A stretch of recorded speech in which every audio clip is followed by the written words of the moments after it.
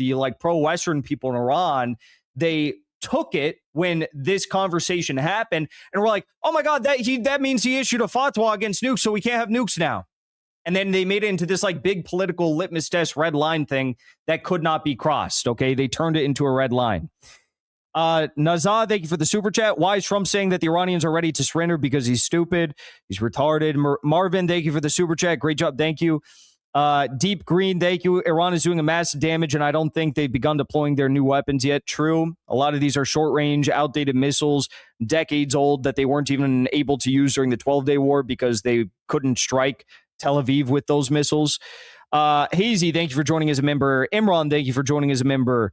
Maria, thank you for joining as a member. Red Brick, thank you. Standerly, thank you. Oh, we already reacted to those. Thank you so much. You guys, thank you so much for all the super chats. You keep us going here. You are so generous. Thank you. Rubel, thank you for the super chat. James, thank you for joining as a member. Mumtaz, thank you. Cabal always wins. Not this time. Not this time. Did the Cabal win in Vietnam? All right, let's talk about this, folks. So, this is actually probably one of the craziest stories that I have for you today. The ballistic missiles being launched at the USS Abraham Lincoln was actually pretty insane, but, you know, it's kind of a nothing burger because nothing happened, right? But this is actually a pretty crazy story. So, as I've been telling all of you, one of the biggest factors in this war are the Iraqi paramilitary groups. Okay, there are many of them. They, for the most part, work in close coordination with one another, and they all support Iran for the most part. Okay. Now, we saw in the, I guess, afternoon hours in Iran today, we saw that Iraqi resistance, sorry, this was yesterday, Iraqi resistance formations, Kataib Hezbollah, Harakat al-Nujaba, Kataib. Welcome back, everybody. This is Jackson Hinkle. He's been doing a really good job with the breakdown of actually what's happening behind the scenes. Jackson and I, we see things similar. We're both from Los Angeles. We both have evacuated. We've been in different directions.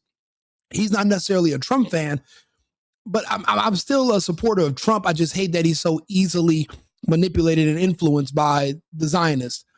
I'm still wearing a MAGA hat, because MAGA is not make Trump great again. It's about making America great again. These strikes in Iran against them, putting Iran on the defense, now they are the victim. They are literally lashing out. The fact that a country of this size, the United States, has never seen this before, and Trump's admitted it. We've never seen a country that has attacked more than 2 people at once. They've already successfully attacked 10, 11 other countries. They are literally raining on American bases around the Middle East, even as far out as Jordan. They're not telling us how many are dead. They are hitting direct hits on American military bases that have personnel that live there. No one's telling you the official casualty count. The same way they don't tell you how many American troops have died fighting in the Ukraine, wearing Ukrainian uniforms, but they're mercenaries from the United States military. They don't tell you those true numbers. They're not telling us now how many people have died. Trump has already attempted a ceasefire. Iran turned it down. They don't want peace. How can you have peace? They tried peace in June of last year, and what did that do? It bought the Israelis and the Americans time to restock their missiles to try again. They gave them time to regroup and come back. This was a fail for Iran. And now look, they lost the Ayatollah. They've lost some of their key military personnel. When I think of freedom and I think of being an American and our U.S. military, I think of self-determination, but I also think of self-defense. But that goes both ways. I believe another nation also has sovereignty and the right to defend itself. We are far, far away from Iran. Iran is not on our southern border or our northern border. They're not threatening to invade us. Every country has a right to have weapons, even nukes, to deter others like Israel from attacking them unilaterally or with American assistance. Everybody has the right to life and to live their own way. So fucking what? We don't like how they live in Iran. It's not our business. It's their own way of life. If you live in Iran and you don't agree with their government, you don't agree with Sharia law, you don't agree with their laws against women or this, then fucking leave the country, move to another country, repatriate yourself. You don't go in there and decide to kill off their leadership. The Ayatollah was a hero to millions around the world, both Sunni and Shiite. He literally protected children. What's one of the best things you can do to protect children from the Epstein types or from the people here in the West? The best thing you can do is the one thing that they've dismantled here, and that is make sure that kids have families. In countries like Iran, you're not allowed to just divorce. You're not allowed to just go after men for child support, break up families, adultery, stripping, doing OnlyFans, prostitution, all these different things that have destroyed Western society because the minds of our women have been turned to mush. The reason we have passports, we have to find wives abroad now. We can't even marry American women. You can't even have American children. Our entire society is collapsing over here. The only thing that props it up is, well, highlights on the internet to make it look like everything is so fine and dandy. Countries like Iran protect families, which in turn protect children. We don't like some of their ways. We don't believe in what they believe in. There are certain cultural differences. We don't have to. Guess why? Because we don't have to live there. They don't want to come live here. If you live in Iran and you want to come live in America so bad because you want to be gay so bad, you want to come stripping off, you want to be Mia Khalifa, leave the country, move to the United States. Don't attempt to overthrow the government in Iran and turn Iran into the United States. Let every country keep its identity. Everybody does not need to be a copy cutout of the United States. It's not going to work in Iran. It's not going to work in Russia. It's not going to work in China. It's going to fail. A lot of these smaller, weaker vassals of the United States, it didn't really work there. They are literally trying to hold on to everything. Our society is falling apart here. Trump has a wife and kids. No, who else does? Barely anybody. You can't. The women are destroyed. So what Iran's going to have to do, if they're smart, because see, right now, this is the problem. Iran, the spies who they put, the spies who the United States has been paying, they're now trying to take control. The Iranian generals who survived are going to say, wait a minute, you're trying to become the next leader of Iran. You're the one who's been working with the Americans. They're going to find those spies and they're going to execute them. But until then, the United States can't keep attacking Iran because you might accidentally kill the spies that you've planted in the country. So it's a catch-22. You really, the Americans we're kind of stuck. We can't keep bombing them because we might bomb out and we might end up killing the people that we're trying to put in place for the regime change. The Iranians are going to prevail. And what they're going to do is this. They're going to watch all these videos on social media. All these gay women in Iran who want to be lesbians. They want to be gay. They want to have pride parades. They're burning pictures of the Ayatollah because they think the Americans are going to come in there, boots on the ground, occupy their cities, and allow them to open up their first OnlyFans pages in the next 2 months. They are wrong. We don't have ground forces. We have black and gay soldiers that are not good for shit. We only have air superiority. We are not going to be able to put boots on the ground. We don't even have soldiers like that anymore. We have kids that have signed up who hate the country, but they want to check. They're not there to fight and defend the country. The Patriots already left the military over the vaccine ban, and they haven't returned because they no longer trust the government. We have a resurgence slightly of recruitment since Pete Hegseth's, but that's a year. We don't even have the soldiers to do that. And you think those pussy-ass IDF soldiers are going to dare try to walk into Iran and occupy Tehran? It's not happening. Iran is going to find all those women who are trying to help overthrow their government so that they can have their gay pride revolution and do their pride parades because these women are feeling emboldened. They're coming out on the internet announcing who they are. Iran, if they're smart, they're going to find all these women and they're going to delete them all one by one. If they're going to want to keep their sovereignty and maintain stability, they have no choice. They did it with the protesters, which is why they haven't already been able to overthrow their government, even though the Ayatollah fell. Now we're going back to the strikes. They have been hitting bases everywhere. Matter of fact, there is a base that just got hit in Iraq. What that means is that No one. See, it's nighttime there right now. Our bases in Iraq are being leveled. We don't have the air defense capability that we thought we did because we never anticipated anybody ever attacking us. We are the bully. We are the great evil. We are the big bad players in the region. Everyone's afraid. We never needed to defend ourselves. We've always been the aggressors until now. See, now we're dealing with Iran, Russia, China. It's a different ball game. This isn't Iraq. This isn't a militia. This isn't Afghanistan. This isn't some billionaire named Gaddafi in Libya. These are actual militaries with soldiers who are trained to fight, who have children and wives that they want to protect their way of life. See, those women that are in Iran that are dancing around the streets, the ones dancing in New York, the ones that are dancing with the Zionists and on the middle of the road, and they're all women who want to be gay. They want sexual liberty. They feel that having children and being married and having families is slavery. They want out. They don't want to participate in humanity anymore. I don't think that that is a win for anybody, especially not that society.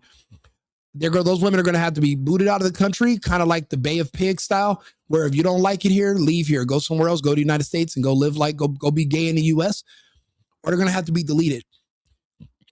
Hundreds of American soldiers or hundreds of American casualties are going to be from these attacks. These are not empty. Why would you think an American military base would be empty?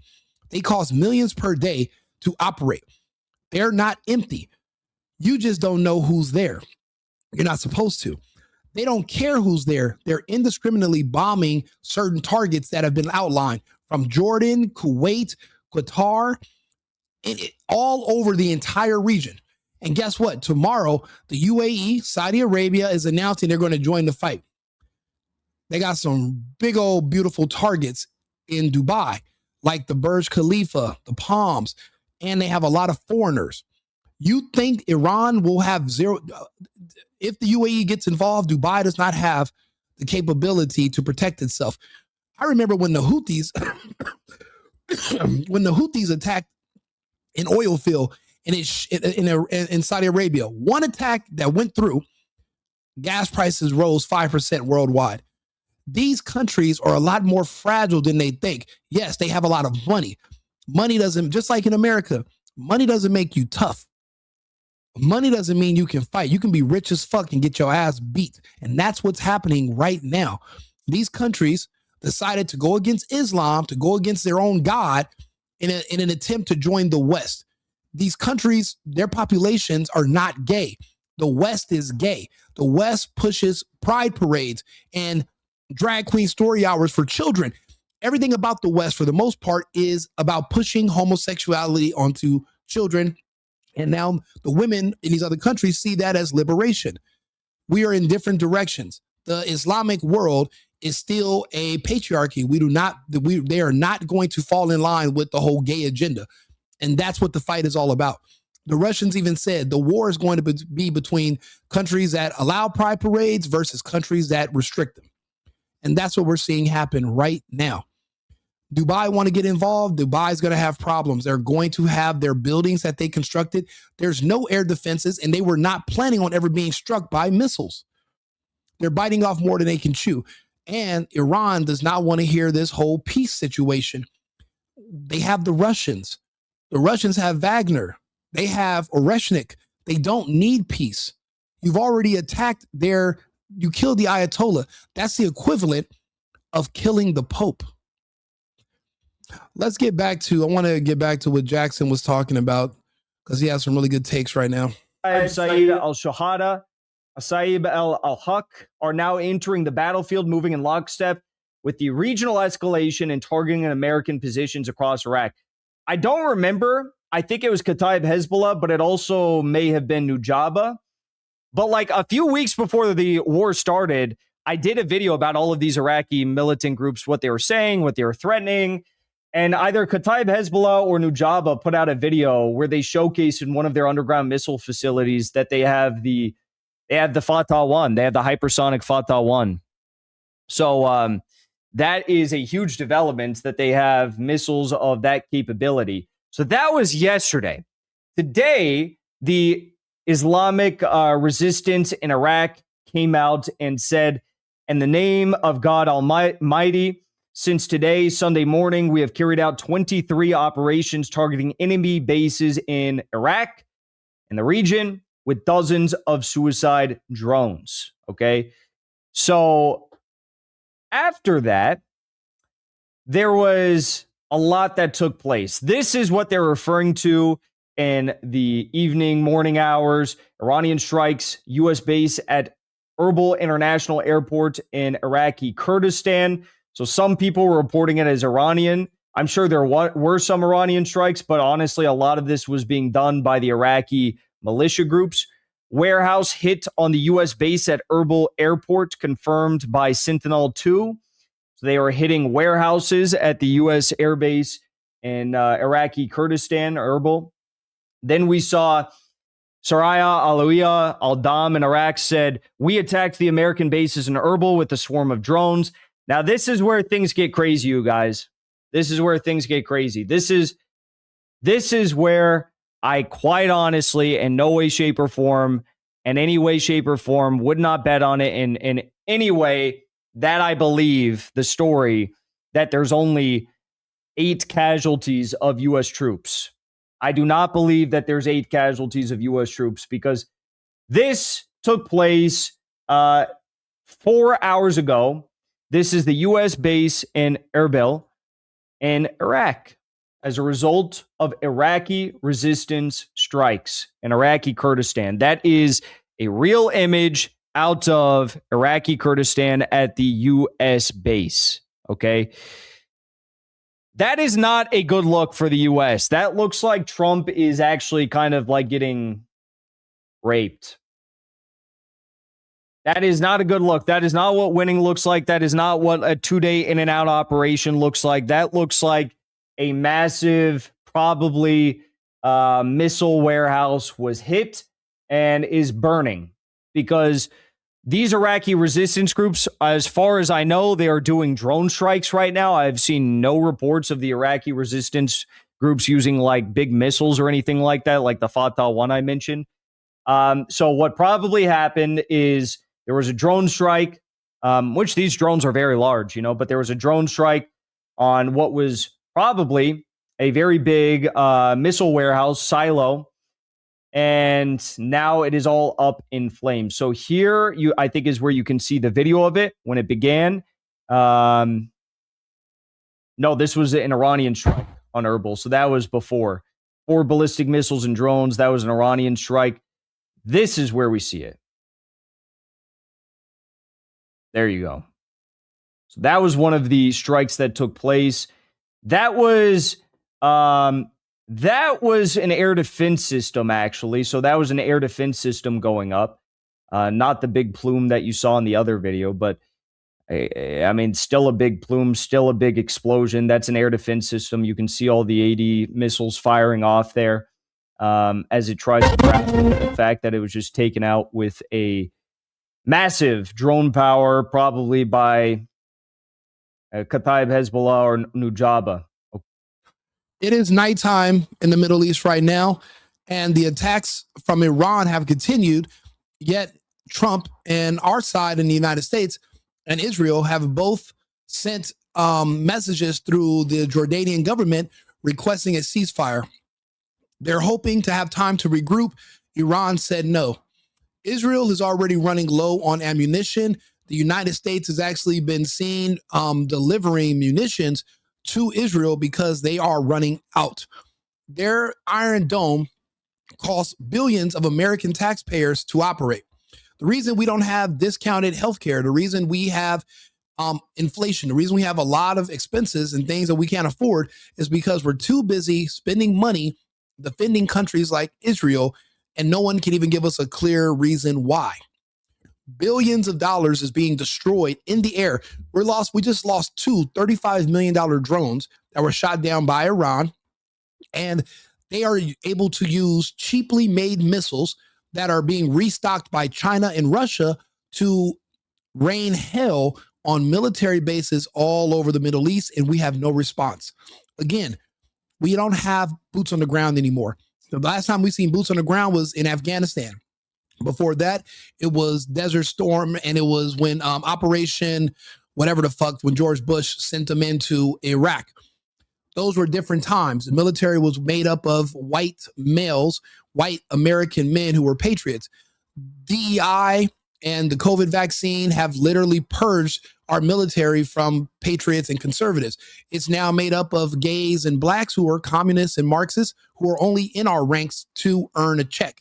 We have air superiority. We have a naval fleet. As far as ground troops, we don't have it. We don't have it. And the troops that we do have are not worth shit.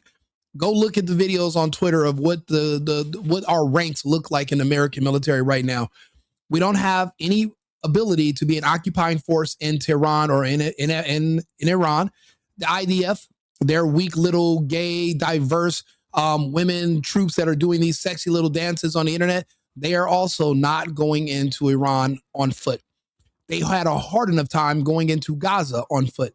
That's why they have to bomb those people into the Stone Age from the air. It's not a lot of ground forces. They were getting their asses handed to them, and they don't want to deal with a very advanced military like the one in Iran. I'm an America First person. That's why I wear a Make America Great Again hat. Make America Great Again is not make Israel great again. Fuck Israel. That's not our concern. So my concern is trying to find ways for us to get out of this conflict and leave Israel to their own devices. I am against this. Though we are Trump supporters, Trump promised us no new wars. Trump did not run on a campaign where no new wars until Netanyahu tells us we need to attack Iran multiple times. It's so unfortunate because Trump is typically a pretty clever, smart man. He hasn't even given us a reason for why this was necessary. I'm still waiting for it. I saw Asmongold was just saying that, well, no, there's reasons. Still, no reason given. They're not a direct threat to our borders. They are not sending missiles at us or our targets. We preemptively struck them first, just like we did back in June of last year. There are consequences now. It's the middle of the night. We can't air evac out all the American troops. We can't run. So now they're just waiting to become targets. The good thing is it seems like the American military is trying to purge out the worst of the worst. I'm noticing a lot of people are talking about they're being deployed, but they're all it's a lot of gay black women who are in the military that are now being deployed to the front lines. I'm noticing when I get on TikTok, I get on Twitter, it's all these different gay black kids, and they're boys and girls, but they're all gay. They're all gay blacks. And so, which they're Marxists and they're communists, supported Kamala, and they're sending them there. It's kind of like they want them deleted. They're sending them into harm's way on purpose. That ideology of Marxism and communism, just like in Cuba, it has to die out with the people. It's not you can't vote your way out of it. And those people's minds are not going to change. Everything happens for a reason. There's no way for us to contain this. The Islamic world is bigger than the US and Israel, even if we're combined. The world of Islam. And now these countries are realizing if America wins, they're going to bring homosexuality and feminism. Our society is going to fall like the American society.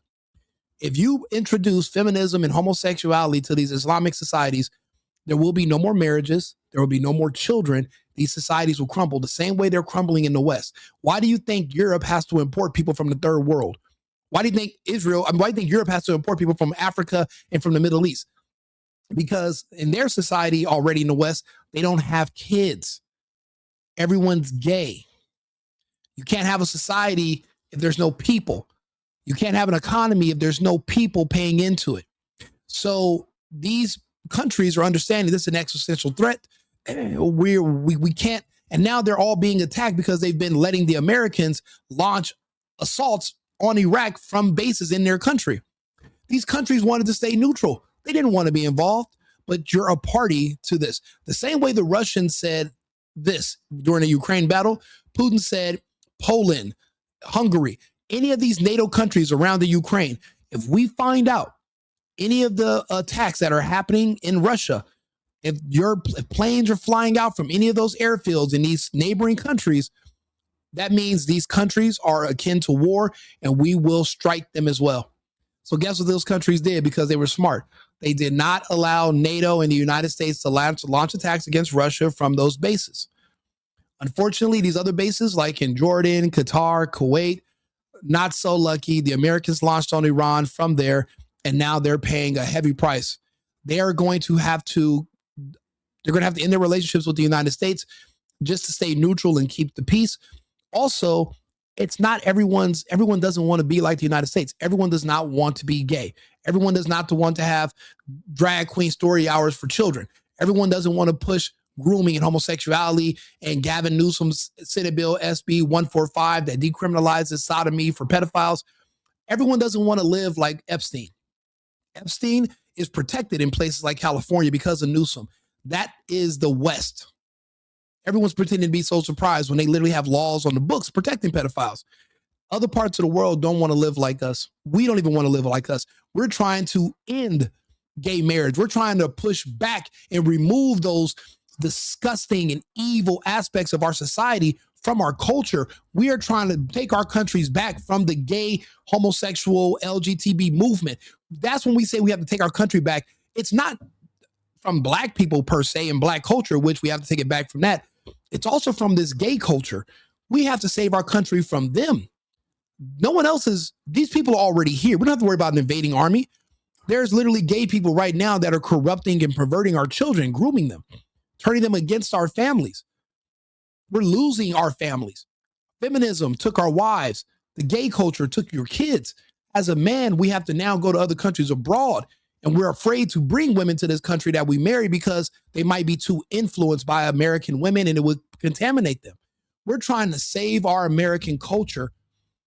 You know, and when it comes to women, you got to save them from themselves. Look at who's celebrating the death of the Ayatollah. You don't see any Iranian man out there burning his picture and wanting to take off their clothes and strip. No. It's the women. It's the women. So we're watching this. I think the Islamic world is going to reject this, and they're going to want to stay neutral, and they're going to want to pull out of this. We're not projecting strength right now because, well, even with all those people dead in Iran, they're still a force to be reckoned with. We're not in a position of strength. And the fact that we're asking for a ceasefire is a bad sign. But anyway, hundreds of American casualties. No one's reporting on it. This is the middle of the night. They're lying to you about the numbers. We're going to keep reporting on it. We want to make America great again, but the only way we can do that is by focusing on America first and America only, which is why I say that all the time. Okay. Also in Iraq, we witnessed something pretty incredible today. The U.S. Embassy in Baghdad, it was not fully overrun, but it was damn close. Thousands were flooding inside the barricades. They were grabbing heavy gear. Who's this in the chat? Emmett? Emmett, are you black? Because the blacks are gay. All of them. Go turn on your fucking TV. Go look at the Golden Globes. Go look at the rappers. The black culture is gay culture. It's one and the same. We have to save American culture from the gay black culture takeover. Because that leads to depopulation. Remember, blacks don't have families. Gays don't have kids. We lose our society because we don't have strong families anymore. That's why America is losing. That's why we're lost. We're at a population collapse, which is why they opened the borders. You're not understanding what's happening because you're too busy worried about being a black. I'm outside of that prism. The answer to your question is no. How can you be a color as a human? You don't even have human rights as a color. You don't have no ethnicity. You have no nationality. You have no religion. You have no country of origin. You're just confused. And no, I'm not confused. I have an identity. Let's see here. Black numbers have dropped because of due also not just to homosexuality and genocide, but also to the vaccine. They are hovering around 8% now from 13. Millions of blacks have already died from the vaccine. They're missing from the voter rolls. They didn't all turn conservative. They have passed away. I lost 17 friends of mine back in Los Angeles last month alone. 6 of them died in the gym at the 24-hour fitness on Slauson. So the population is disintegrating. There have been things that have been put in place to help mitigate the damage from the culture. And we are doing things that we're doing what must be done to save our country and make America great again. Removing those two demographics are the only things that we can do to save our country. We're going to have to remove both of those cultures. Those cultures are now being amplified in these other countries, and that's why these countries are being taken down. And I think these other countries are going to reject those cultures. Yes, the women are celebrating, but those women are going to pay a hefty price because the Americans are not going to come in and save them. These women jumped the gun. They're actually showing their face. They're burning pictures of the Ayatollah. They're stripping down. They want to be gay. They want to be prostitutes. They don't want to be mothers or wives. They're announcing that publicly. I do believe whoever is going to wind up being in control of Iran, they're going to find all of those people, just like they did the protesters from a couple of weeks ago. When you look at the pictures of the protesters from a couple of weeks ago, they were young Iranian kids. They all had something in common. They had rainbow flags on their signs. They were all gay kids. These are people in these Islamic countries that they want to be gay very, very bad. But that's anti-human because you don't reproduce. And if you are living by the book, if you're a secular, if you believe in religion, then you are going against God, the fact that you don't want to be fruitful and multiply. You don't want to have a family. You don't want to be a mother or father. You don't want to get married. You're going against God. You're going against humanity. And that's not allowed. These people, if they were smart, they would have just applied for visas and took their homosexuality and applied to move in Canada as asylum seekers or the United States, where they can be as gay as they want to. They'll never have to have kids. They can get on welfare. They can kill themselves, whatever they want to do. However, in these other countries, they want to maintain stability in their societies, which is why it's not promoted. And now you see the United States has bombed these countries, but they didn't invade. So these people have jumped the gun thinking the Americans are going to come save them. No, they're not. You think a bunch of gay black kids who work in the military in the United States are going to bring weapons and storm your country and do some fighting and risk their lives? You think the kids in our military right now are patriots? You're going to be in for a rude awakening. We don't have an army anymore. We have air superiority and we have a decent Navy. But when compared to the Chinese Navy or the Russians, let's just say we shouldn't pick any fights because it's not a guarantee we're going to be on top. See, they've seen us fight before. They know our capabilities. We don't know theirs. And we don't want to bite off more than we can chew. We need to focus on our own hemisphere. We have no business in the Middle East. We have to focus on the United States. Trump has to get back on the agenda. It's America first and America only. And we are going to pay a heavy price. We've already lost hundreds of Americans, and we're going to lose more. We have to get out of this as soon as possible, even if it is a strategic defeat on behalf of the United States. We have to get out of this. But they're attacking our bases, and they don't want to do a ceasefire. So I'm not sure what's next. We cannot invade them. And you can't occupy a city from the skies. You have to have boots on the ground. We don't have the boots. And you think Israel's going to send the IDF? You're out of your fucking mind. We don't have the capability to roll tanks into a mountainous region like Iran, or we would have done it. We don't have what it takes. We should not be in this. Let's get back to Jackson. I want you guys to keep hearing about the losses and the damage that's happening right now. Me and him are discussing the same topic, which is why I wanted to bring him on my stream so you guys can hear this, because we're basically saying the same data and it'd be rather redundant. No one else wants to talk about what's happening because everyone wants to show that we're supporting our country. But the best way we can support American people and American soldiers is with truth and transparency, which is why we're going to show both sides of the coin. You want to hear the propaganda? Turn on Fox. Turn on CNN. You want to hear what's actually happening on the ground with actual reporters in these countries, amateur reporters that are reporting in these other nations, and we're translating them in real time. Tune in to people like myself, Jackson Hinkle. Follow the channel, subscribe to the channel. It's America first, and it's America only. Looks like they had some Caterpillar construction vehicles that they were able to get through the security checkpoint. And yeah, so there you go. They've got some sort of like a bulldozer that they brought in. They've got explosives. I'll turn the volume down. You can listen to exactly what is going on here, but they are storming the entryway to the U.S. Embassy in Baghdad. Again, they did not enter the U.S. Embassy fully.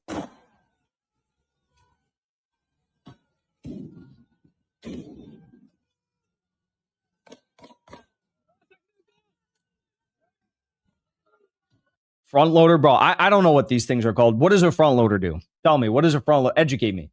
Does a front loader? Is it front, bro? Do I look like I grew up in Orange County, California? Do I look like I grew up on a farm or something? What does that do? Does that like help? Does that help like can that like knock down a barricade or something? If you guys are just telling me that just to fact check me, just to be anal, and it moves stuff. Thank you so much for the clarification that the giant construction vehicle moves stuff. Thank you so much. Really appreciate it, you guys. Thank you. Really appreciate it. You're the best. Thank you for interrupting. Thank you for interrupting the broadcast to provide the minor correction about the John Deere. What is it called? The front loader? And it moves stuff. Appreciate it. Amazing. Oh, I have no idea what this stuff's called. Okay, so then later in the night, I got to turn the volume down. I think these videos are like super loud. Later in the night, we had even more chaos in Baghdad as clashes erupted between local police and protesters attempting to storm the green zone where the U.S. embassy is located.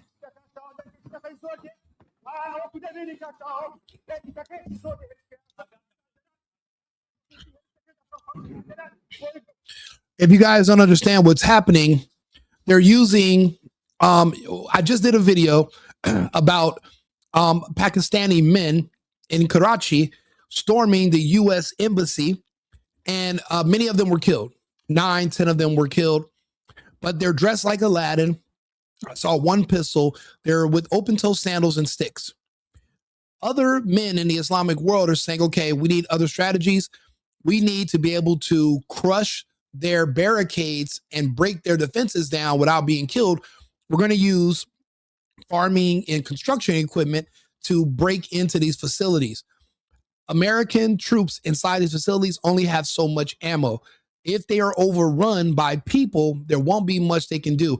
We're looking at another potential Benghazi in Iraq. You guys remember what happened in Benghazi? There's no evacuation that's going to be happening because Iran has essentially closed the airspace of the Muslim world. Therefore, there won't be any helicopters or any planes landing or taking off anytime soon. All the airports are closed from Abu Dhabi through Kuwait. These are countries that are fully functioning economies. They have air transportation just like we do here in the United States. The entire airspace has been closed down because of Iran. So what are you going to do? You're not able to get people out of there. They're using construction equipment now to breach barricades. It's in the dead of night. There's only so much ammo you have. There's only so many people you can kill before you run out of ammunition, and eventually they can get to you. And the night is young. So this, again, was it worth it? So that we can bring OnlyFans to the women, the gay women of Iran.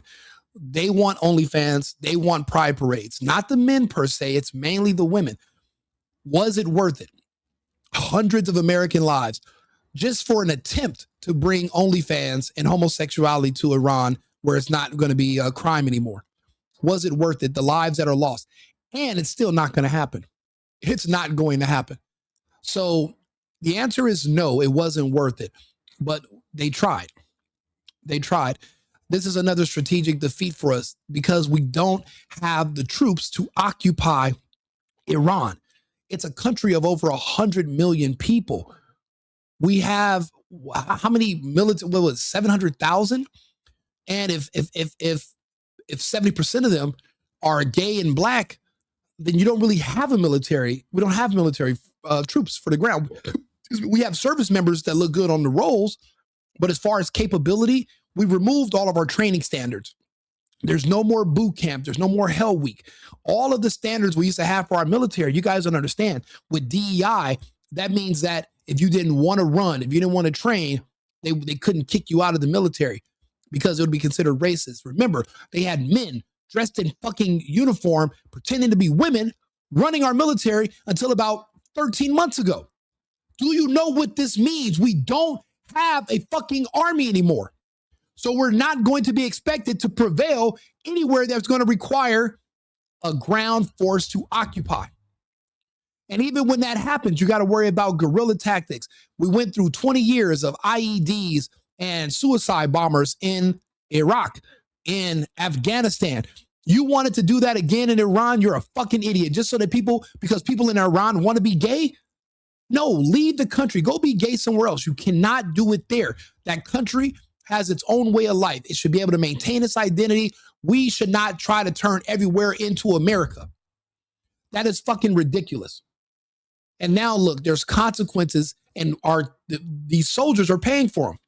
The soldiers that are overseas right now is different than the ones that are in the US that are being shipped out. Two different types of people. The ones that are overseas have been there for years. The ones that I'm talking about, they're relatively new. Ever since the lockdown, ever since the vaccine mandates, the whole makeup of our military has changed. Our capability is not what we thought it was. Things have changed in the last 4 to 5 years. So listen, look at what's happening at our bases in the middle of the night. And when the smoke clears tomorrow, what do you think they're going to say? And it's not going to stop tomorrow. And these people want their country back. They're going all for nothing. They've already seen everyone in these countries, everyone in Iraq has had a relative or someone close to them die at the hands of the American military. This is their one time to shine.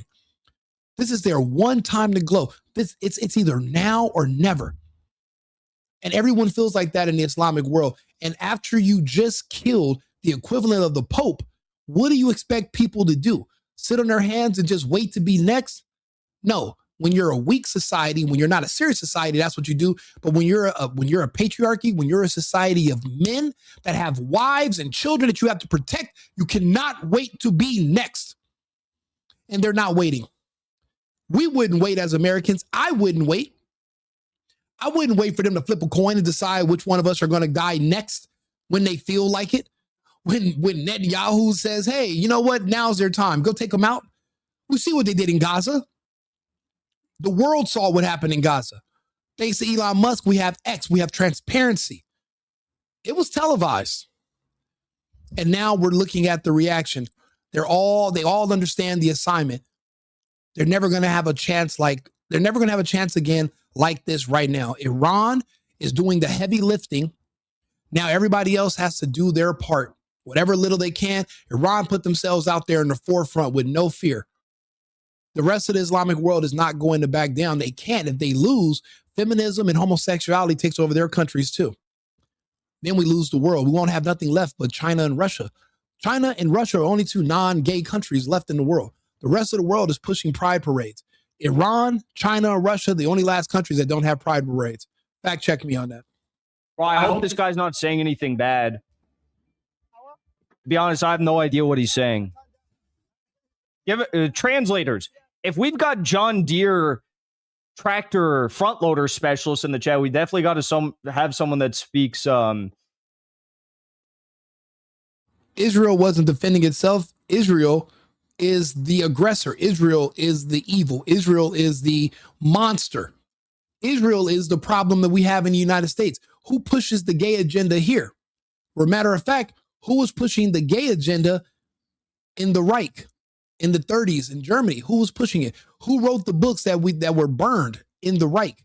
It was the Zionists of those times. Magnus Hirschfeld, where was he from? What's his religious background? Those were the books that were burned. Those were the people that were put in the camps. And what were they doing? Targeting and perverting children with their homosexuality. They were promoting transgenderism in the 30s and 20s until it was stopped. This right now, what you're watching with Iran and these attacks and this war is us basically doing the same thing that happened in the 30s and 40s. We're doing it 100 years later because we did not stop them back then. And now look, now we're in a world war. We could have stopped it back then, but we let it fester and grow to the point where they even got their own country. And their country is powerful with nukes pushing. Now you have a nuke behind a pride flag. That's how out of control we let things get. And this is us. This is a symptom of humanity rejecting the anti-human, anti-family, depopulation agenda of pushing homosexuality on the world. This is why the Zionists are falling. This is why the globalists have taken over. Remember, it's the globalists that are in control of the Islamic world. And the Zionists are in control of the West. And you see the globalists and the Zionists are having a proxy war, and we're the ones in the middle. The Zionists are on the rope. They're the ropes. They are losing. And this is why they are so desperate. This is why they've been assassinating people. This is why they killed Kirk. This is why they killed the Ayatollah. This is why they're desperate. And they have every right to be, because they're on the ropes. But just look at what no one else is going to be reporting on these bases being attacked in the middle of the night. I've been going through all of the media. No one's talking about what I'm talking about, what Hinkle's talking about. No one wants to be straight up with you. Everyone's too worried about reading the comments and looking at a bunch of gays upset because you're not kissing their ass, or you're not telling black people, oh, you guys are such victims, or, oh yeah, you should be able to have sex with kids because they're restricting you. They're taking away your right to have sex with kids. Because we're not saying that, they're attacking you and they're mad in the comments. Let them be mad. How about this? Put on a cape and be super mad. Just like these people want the rest of the United States to be California. You know, in California, they passed laws to protect Epstein. Yes, Senate, go look it up on your phone if you get a chance. Senate Bill 145, SB 145. Look it up. You guys are so obsessed with Epstein, but California actually passed laws to protect Epstein on the books. So when they try to fake virtual signal and fake outrage about, they don't give a fuck about kids and Epstein. They pass laws to protect pedophiles who literally sodomize and rape kids. They passed laws. Even Epstein wasn't powerful enough to change the laws. They changed the laws in California. And they want the rest of the United States to be like California. Why do you think they're trying to get Newsom to be the president? So they want the rest of the world to be gay and lose families the way the United States is right now. We have no wives. And our kids have no brothers and sisters, because the one kid we have with the woman was an accident. We don't even like her enough to give her 2 kids, let alone 3. We would never marry her. There are no families here. Iran, the women are still wives with kids and they still have families. But we want the rest of the world to be gay like the United States, the way California wants the rest of the country to be gay like them. That's who we're really fighting. And I try to bring things and put it in perspective for you. I can literally explain it clear as day, so that you, once you get offline, you watch my videos, you subscribe to my channel, you like what I'm saying, you understand what I'm saying. We both speak English, right? Now, I speak 4 languages. I can speak to you about this and I can translate for you, but a lot of us speak English. I'm in America. I'm wearing a MAGA hat. So let's speak in English. I can clearly articulate and explain to you my stance and where it comes from. Because when you get offline and you go back into the world you live in, you're going to have to be able to explain to people what's going on, why things are happening, how we got here, and where we go from here. But you can't feel like you're alone. There was a time where I thought I was crazy. I'm like, am I the only one noticing all this? And the people around me weren't noticing. It wasn't until I got on the internet that I found out that I'm not going insane. I remember when the lockdown first started and I was the only person not wearing a mask. And I was like, what is wrong with you idiots? Are you trying to block the air? Like the air comes in from the side too. Like, what are you doing? It wasn't until I got to the internet that I found communities of other people that were fighting just like me. But for a while, I thought I was losing my mind. It's not that. It's just that 98% of people are going to follow 2% of us. Everyone's not a leader. Some people care so much about what other people think that that's all their life is based around. And some of us are not. That's just how it goes. You know, you're born a certain way. That's it. So you're not losing your mind. You're not going insane. Your spider senses are tingling. So let me tell you why. Let me explain to you why what I'm saying to you is resonating with something that's in your heart. It's connecting because it's truth and it makes sense. So that's why I'm here. That's why we're going over this and we're mounting this fight together. And this is the kind of fight where we don't have to punch or shoot each other. It's just awareness. If people knew that this was what they were walking into, they might turn and about face and go the other direction. I did. When I realized where this was all leading, I decided to go another direction. And now I'm doing the same, where I can spread and speak to other people who are like-minded, who are trying to find out what's going on and make a better decision for tomorrow. Remember, the people that are trying to control all this, they don't have kids. They have zero investment in tomorrow. But for the rest of us who have families and want to have kids and who are having kids, we live in a completely different world than these gays that are literally trying to tell us what to do. Could you imagine at one point in time, everything I thought I knew about the world, And my opinions of my president came from two gay men on CNN. One was named Don fucking Lemon, and the other one was Anderson Pooper. They were the ones who were the architects of what we thought we knew about the world. And they were lying to us the whole time. And then you find out their other proclivities, nothing like me. They live a completely different lifestyle, different world than I do. Why would I take advice from them on who to vote for and what to believe until I started listening to Trump for myself? So now I listen to everybody for myself. So that's why my compass is properly calibrated. I listen. You're listening. We're figuring this all out together as we go. First things first, we have to get out of this. This is not for us. You know what? If you feel like this is hate, Emmett, why are you here? You're here because there's a piece of you that knows that this is true and you're fighting it. You hate yourself. That's why you're here. But don't beat yourself up. And guess what? I'm not going to mute you.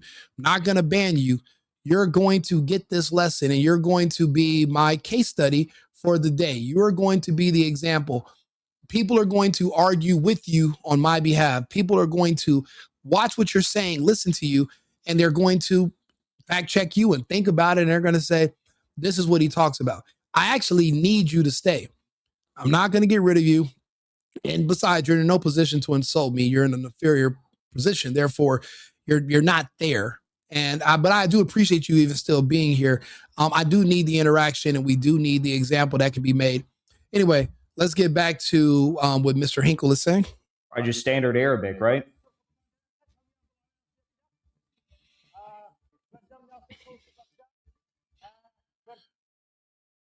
And I want to say thank you. I'm looking at the analytics.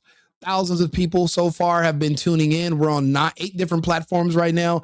I appreciate you guys all for being here. Do me a favor, if you can, come over to YouTube, look up Rico Limbaugh, follow me, subscribe to the channel. That way you can stay up to date. Turn on the bell. That way you can get updates on when I do videos. I try to do about 5 per day and I post them at different times. So if you can be there for the live, great. If you can only catch when I post it and the video airs, great too. We're building up our own media, our own little media source here. I do bring on guests. I'm building a studio at my property in Houston. So I'm going to be sitting around talking to people full time. And we talk about everything that's in the news, but obviously it's going to be from an America First right-wing perspective. I don't have any liberal views. I'm not on the fence about anything. I can't even say I'm neutral I'm not an ally of these other groups. I'm just not. And neither are you, because you have good senses about yourself. And you realize that even pretending to understand these other weird people and being an ally, it's gotten you nowhere. They're never going to be appreciative of you. They're never going to say thank you. You're still their enemy. These people want power. You want stability. We're going in different directions. Therefore, follow me, subscribe to the channel, stay tuned, and we're going to keep building this up. We're going to go through it together.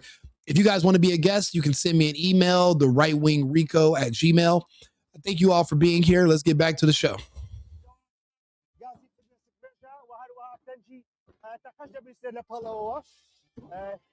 Looks like all these cars are like evacuating. They're all fleeing, by the way, which like, I don't really, oh wait, is that a bridge?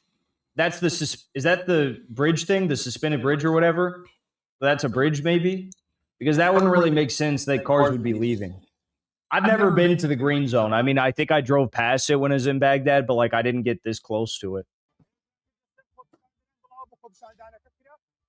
Yeah, that just looks like a bridge.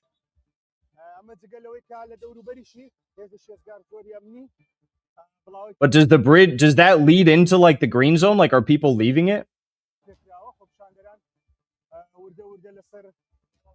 That's not Arabic, it's Farsi. Oh, that's random. So they've got someone speaking Farsi in I mean, that is Baghdad, 100% confirmed. In fact, I actually know the person that runs this Telegram account. Funny guy.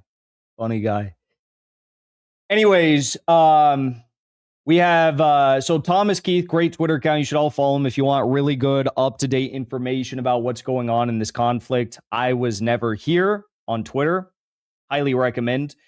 He writes, clashes are intensifying near the U.S. Embassy in Baghdad as protesters push toward the suspension bridge and attempt to force their way into the green zone.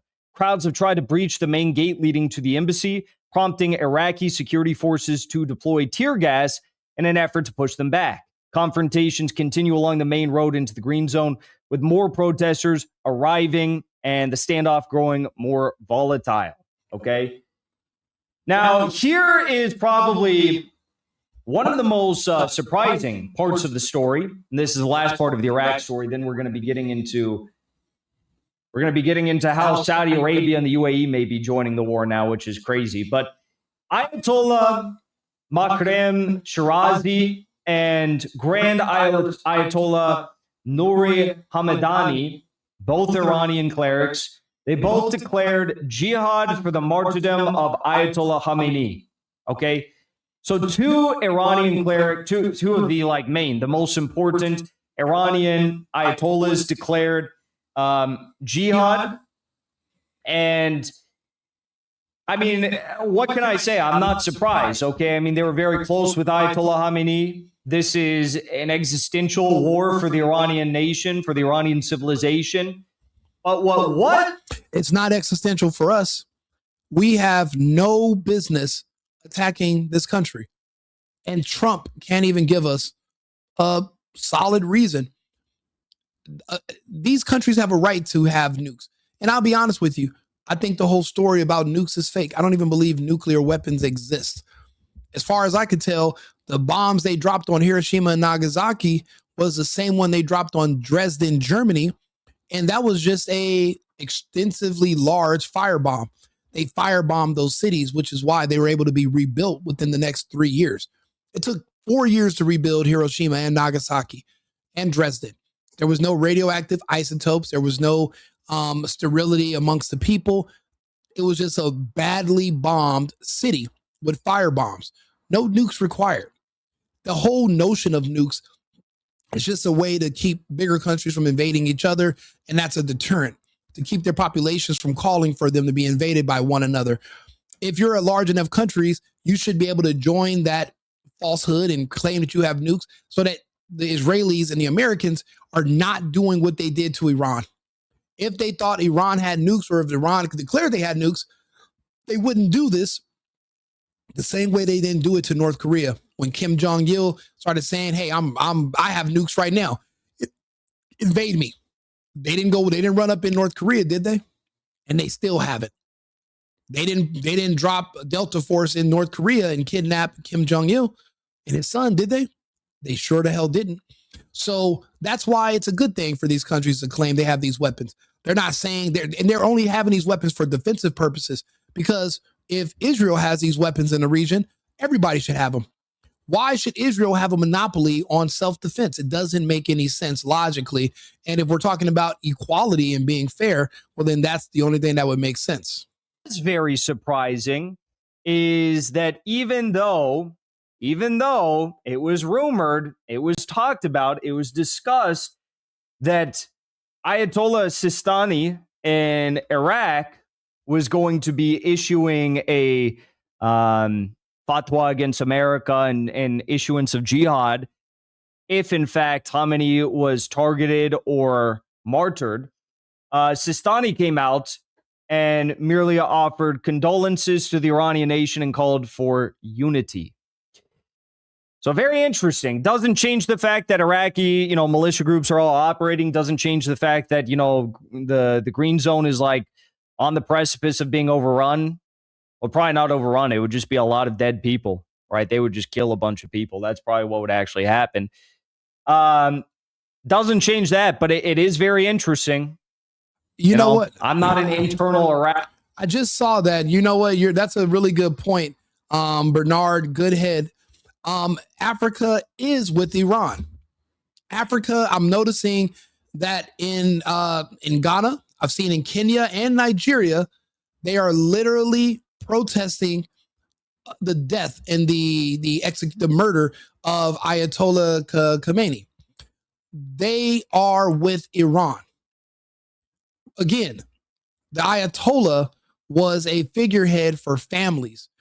The religion is what keeps the family together. It actually gives you a playbook on how you're supposed to live life. And in these countries, they still have families. In the West, we do not.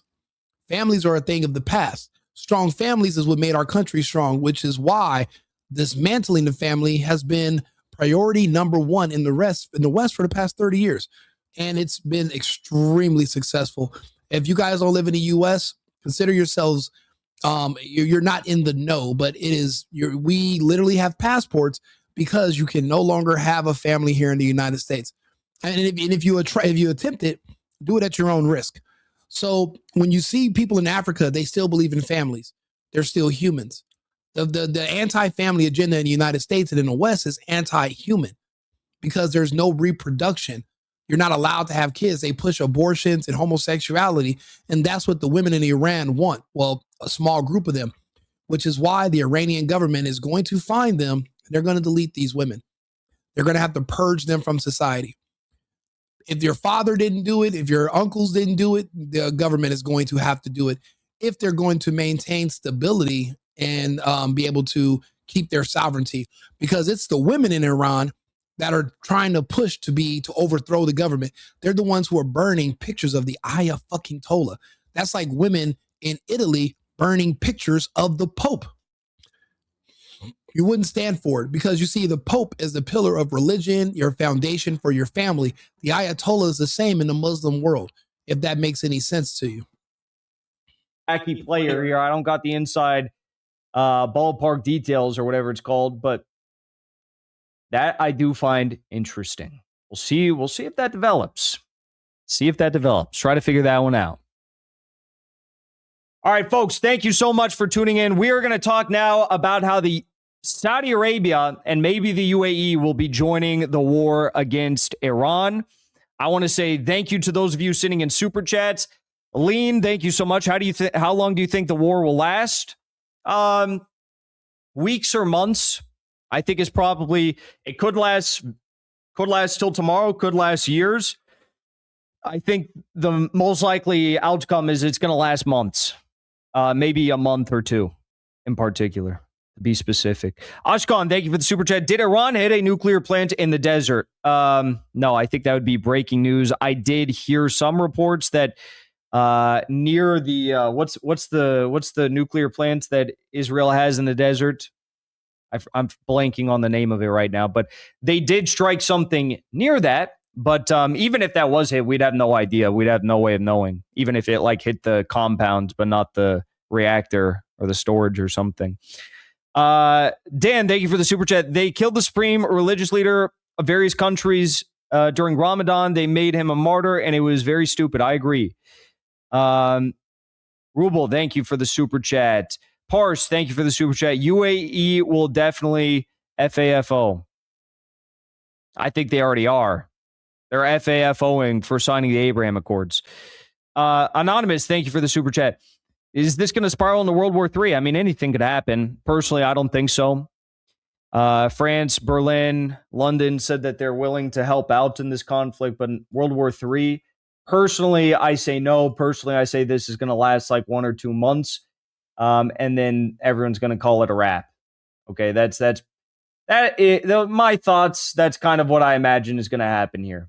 Okay, the only thing that will change my thoughts on this conflict lasting, a few 1 to 3 months is if there is deployments of, boots to the region. If they do a troop buildup in the region, If they do a troop buildup in the region, a lot could change, okay? And some of the things you should be looking out for regarding that, U.S. Special Forces, as we know, are stationed in Azerbaijan to the east. And then also, as I understand, they're in Turkmenistan, okay, to the northeast. So those are potential avenues where special forces could try to make their way into Iran. The problem they have, of course, is the terrain, mountainous, dangerous, deadly. I mean, imagine fighting a war in the Himalayas and you have no idea what's going not a good idea, right? Special forces movement is one thing you should look out for. The militant organizations, right? I saw that they're striking the Iranian border to try and create chaos amongst the border security. Kurdistan area because they've got a lot of militant groups there, proxy groups backed by the CIA and Israel. So they want to weaken the border. And then what they're going to do, this is going to happen for sure. They're going to activate the militant groups backed by the CIA and Mossad on the border and try to infiltrate. And then they're going to like say, oh, you know, we occupied like 10 square miles of Iran. And then Iran is going to send like an Iranian Mi-28 Russian attack helicopter over there. And it's just going to like, that's probably what's going to happen.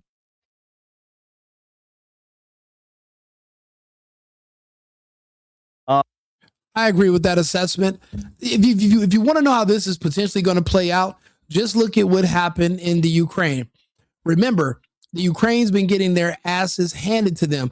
But even when they were getting destroyed in Bakhmut, which is now called it's called, I forgot the name, but Bakhmut, they changed the name to it's called Artemovsk now.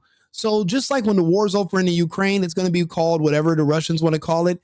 The cities in the Ukraine are being called whatever the Russians want to call them. Bakhmut is now Artemovsk.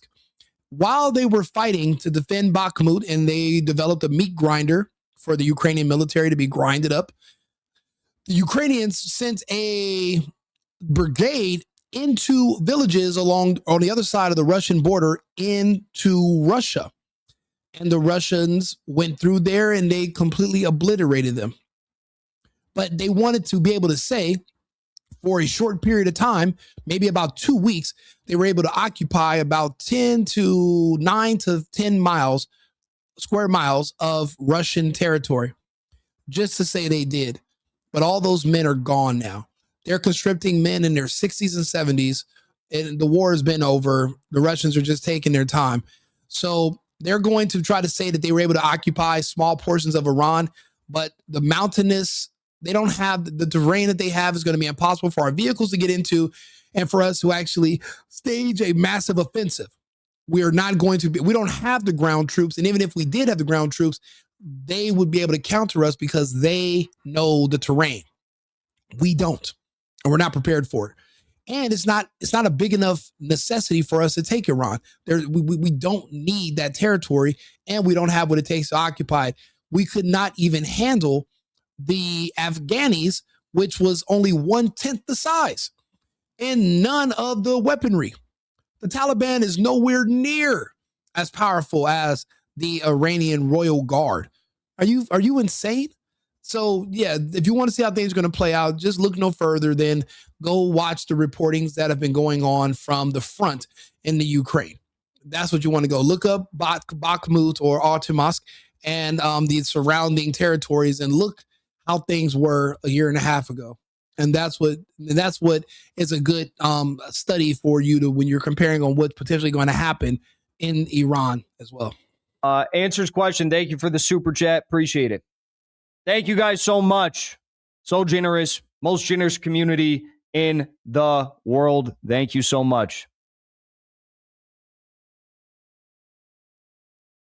Okay. Now let's talk about the UAE. Let's talk about the GCC states. One more super chat. Mumtaz, thank you for the super chat. Enemies of Cabal have not heard the American expression, hang together or hang separately. They prefer to fall one by one.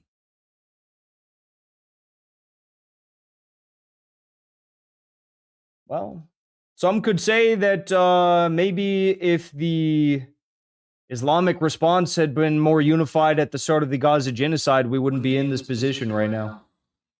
That's a good point. That's a good point. You know, that's a good point. If when the Zionists and the IDF initially started attacking the people in Gaza, had Iran began this campaign, we could have saved hundreds, we could have saved tens of thousands of Palestinians. The war would have ended in a quarter of the time, and the Palestinian people might already be free. We would have had a fighting chance. You can't let violence trickle in. If you're going to make an offensive, it has to be all at once. Right now, Iran is going by itself against the Americans and the Israelis because you waited on them to attack you first. But if you knew the attack was imminent, you might as well gathered all your forces together and tried to make a stance together, strength in numbers. They shouldn't have waited for this to trickle in, because now it's an uphill battle and you're basically fighting against their momentum because you're alone. Hopefully this is going to encourage. Well, now what you're noticing is that the governments in these surrounding Islamic countries are working with the Americans. However, the people are working against the Americans. The people are working against the Zionists. The people are the ones now trying to attack and get into the green zone, and they have the numbers, and there's nothing to fear because the Americans are going to kill you anyway. So it's not like you can be afraid to die. Death is coming. So do you want to die on your own terms, or do you just want to wait for them to come kill you? That's the question they have to ask themselves in the Muslim world. And that's why now they're saying, you know what, we have nothing to lose. So Hinkle's assessment of this is, in my opinion, is correct. I'm saying.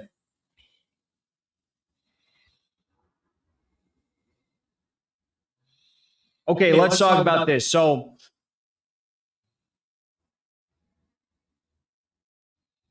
actually, let's make sure we have no breaking news alerts. Oh, wow, we do have a break. We have a breaking news alert, but thankfully it's about this story that we're covering. So this actually is perfect. Okay. Okay, wow. This is crazy. Unavailable, thank you for the super chat. Seems like a B-2 falling from the sky on X. Oh, wow. I don't know what you're saying. He's saying it looks like they're saying there are reports that a B-2 bomber was hit. They were able, apparently they do have weapons that can hit our B-2 stealth bombers. And apparently it seems like there's reports, it has not been verified, but they're not going to verify and tell you that one of our most powerful ships was hit. They can't tell you that, because then you're going to say, oh, well, then maybe you're not as strong as you say. It's going to be a sign of weakness. If the reports are coming in from amateur journalists, and if you're able to sneak a little bit of information, you might want to look into it a little bit more, because it could be true. They're just not going to make an official announcement, because why would they? That would show weakness in our military capabilities. But if that is true, that's a huge, huge event. Okay, wow. Wow. Big update, big breaking news. Big breaking news. Okay. So in the past 24 hours, if you can believe it, Iran has attacked directly or indirectly 15 different countries. 15 different countries at once? Wait a minute. That reminds me of only other country I've ever seen fight that many countries at the same time that are against them is Russia. Russia fought all of NATO in the Ukraine and won. NATO has 31 different. Let me ask Arthur, because I don't want to be wrong. Hey, excuse me, Arthur. How many countries are in NATO? How many countries are in NATO? As of now, NATO has 32 member countries. Okay, thank you, Arthur. So NATO has 32 different countries. They've all been involved in the Ukraine conflict against the Russians, and the Russians still haven't even had to declare war. It's still an SMO. It's still a special military operation.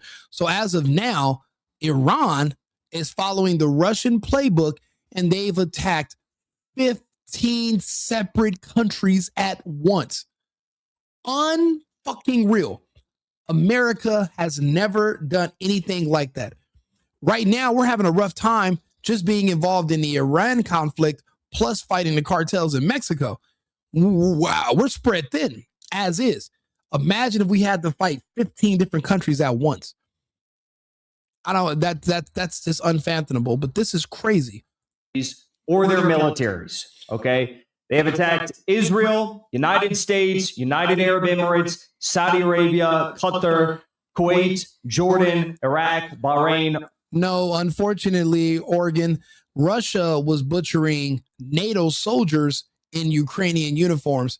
I know this because I literally follow I'm a German speaker. I'm a Spanish speaker, speak French. I have to listen to the reports. So there were hotels in the Ukraine that were housing the foreign mercenaries, hundreds of them in just certain hotels. The Russians knew every hotel. The Russians turned those hotels into dust where it looked like 9/11. And they were only, the reason you knew who the soldiers were, the mercenaries that were there, were because when they were able to pull the body parts from the mercenaries, a lot of them have tattoos. And they would have the tattoos would be in English or in Swedish or in German or in French. And you would be able to figure out which countries these mercenaries that were in Ukrainian uniforms, where they came from. That's why there were so many French Foreign Legion in the Ukrainian military. And that's why Macron has been trying to find a way to get involved officially, because he's going to have to eventually explain to the French people why so many French soldiers are dying in the Ukraine, but there's no beneficial declaration of war. They're going to have to cover that up. People are starting to wonder why they haven't heard from their family members in a year. And you're not going to be able to use the excuse of, oh, they're on a top secret mission. Not anymore. So that is unfortunately been the case. They've just been NATO troops in Ukrainian uniforms. That way, these other countries can have something called plausible deniability, if you know what that is. Oman, Syria, Cyprus, France, Italy, and the United Kingdom. Okay. Now, there's a little asterisk around the United Kingdom. I don't know. How many aircraft carriers do you think we have? Oh, we got 11 aircraft carriers, and where are they? And also, if we sent all 11, and what if all 11 were sank at one time? See, that's the thing. You're putting a lot of eggs in one basket. We cannot afford to send all of our aircraft carriers there, even if we needed them, because what if they all get hit at once? At any time, the Russians can come in. At any time, so can the Chinese. Remember, they're all part of an economic block with each other called BRICS. Brazil, Russia, India, China, South Africa. They're in an economic arrangement, but what if they decide to turn it on to military? We don't know how extensive their relationship is. We know there's Russian subs all throughout the Persian Gulf and that part of the world, and they haven't done anything yet. Imagine if the Americans were stupid enough to bring all 11 of their carriers into the region. And what if with just a couple of pushes of some buttons, they were all disappeared into the graveyard with to Davy Jones's locker? You can't put all your eggs in one basket. Strategically, that's a poor decision. So that's why even if they need them all there, they're not there. And the whole Cyprus thing, because actually the missiles, they launched 2 ballistic missiles this morning, reportedly, at Cyprus, which houses thousands of British troops. There's 2 UK military bases on Cyprus, as well as thousands of Israeli troops. In fact, Israelis are just like buying up the land left and right. It's basically becoming like little St. James Island 2.0 for Israelis. Cyprus is. It's not even going to be a country anymore in a few years. It's just going to be swallowed into Israel. Okay, but that being said, I said put the asterisk around the United Kingdom Cyprus story because there was no reports of anything actually happening. There was just allegations that missiles were launched in the direction. But we have new information from Middle East Spectator, who is my trusted source, one of my go-to sources for following everything. I followed Middle East Spectator on all these conflicts, and by far and away out of the Telegram accounts, the fastest, the best, the most accurate, most insider information, ideologically coherent and whatnot. Middle East Spectator is the best. And they just reported initial reports of an Iranian missile or drone strike at the Akrotiri Air Base in Cyprus, which houses British forces and aircraft. Now, this is absolutely huge. Obviously, Israel operates out of there. Obviously, the UK operates out of there. The UK has come out and admitted that they are party to this conflict. They said, we are participating. We are proud of the fact that we are participating, so on and so forth, right? Give me 1 second. Give me 1 second here.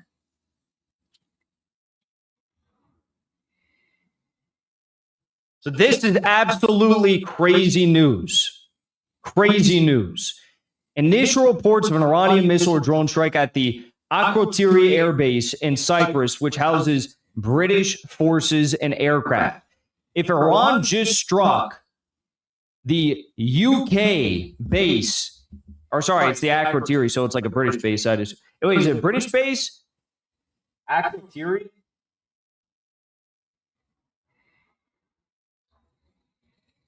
If they just hit a UK base, then that Western means Sovereign Base Area. Oh, yeah. That means the Royal Air Force, the RAF, has no choice but to get involved. And I don't think Iran gives a fuck if you activate Article 5. If they're already attacking 15 countries, don't forget, none of these countries, all the countries in NATO and all the countries in the Middle East, they don't all get along. This is a shit show on the horizon. And unfortunately for Trump, this is all going to blow back on him. One thing about Netanyahu, he's protected by his people. He's a Zionist. And to criticize him would be to deny the Holocaust. So he's protected. Trump's going to take the fall for this, unfortunately. And this is going to slow down our America First agenda, which is a problem. We don't need people using the lives of these Americans who are dead now, who are going to die subsequently in the coming weeks. And if they decide to hit a strategic American target that's not a base, what if they hit an American city and people die there? They're going to use that to want to impeach Trump, and they're going to try to blame him for everything. Again, that's just going to slow down our America First agenda. That's going to help. That's going to slow us down, being able to secure our elections, to make sure people need votes. They need IDs to vote. That's going to slow down all the things that we need to do to secure our country and to bring it back into our control. That's why we don't need this. He bit off more than he could chew. He thought the Iranians would be more than happy to do a ceasefire. He's wrong. And we don't have the military capability to maintain a war from the air indefinitely. But the Iranians are on the defense, and they're being completely supported by the Russians and the Chinese, but they don't really need their help. They've been preparing to be invaded by all of NATO for the last 30 years. They don't need any help. That's why they turned down the ceasefire. They don't want it. So if they just hit a base, if they hit a British base that's housing Israeli troops, that means they've done their research. That means they have spies everywhere as well. They know where these targets are. They're not just shooting from the hip. We're no longer in Kansas at this point. Yeah, Royal Air Force. It's a British base. I didn't know if it was like a Cypriot base that housed British forces, or if it was actually a UK base. And it's actually a UK base. This is actually crazy that they may have just hit that. Yeah, you know what? I still watch Hinkle, but when he went full commie, I'll be honest with you. I just think that he's bad with definitions. I don't think what he's asking for, he doesn't understand what communism is. And I think he's more so socialist than a communist per se. And I just think it's a misnomer, and that he's using incorrect nomenclature for the government type that he has, because a communist wouldn't even be on the internet talking to people about these topics. That's not how it works under communism. So, but then again, I mean, it seems like we were going in slightly different directions. But just like with everybody else in the world, right? You listen, you take what you need, and you throw the rest away. You don't have to fully agree with anything. I'm a man. I'm a grown man. I'm an adult. I don't fully fucking agree with anybody. Not with Trump, not with Hegseth, not with Hinkle, not with anyone. There's no one on earth that I completely agree with every single thing. If Jesus was here, him and I might differ on footwear. I might not do the sandals with him. Just might not be my thing. Might want to wear socks with sandals. Who knows? But I don't completely agree with everybody. I have my own mind, my own opinions. I have my own belief system, and I have my own separate way of life. But it's all going to be America first and America only centered. So because I'm an American, yeah, I'm of Cuban descent. My family's from Cuba. I haven't been Cuban in a long time. I'm an American. America is my home. This is my background. I would literally want to defend this country. It's just hard to defend it right now when I would essentially be defending Drag Queen Story Hour and the systematic perversion and grooming of children. That's the part I can't defend. Eventually, we'll be able to purge those things out of society. But until then, it just makes it hard to justify dying for that for that way of life. Because the people who are doing the drag queen story hour, those men dressed as women trying to, molest kids, they should be on the front lines dying in these wars first, not actual patriots like myself. So until we can resolve that situation, I have to, there are some things I'm going to be a little apprehensive about. If that makes sense to you, subscribe to my channel, like the video. We're going to have these conversations. I'm not going to win any popularity contests, but I'm not supposed to. I'm a man. I'm not used to everybody liking me anyway. No one's supposed to like me. This is about our country.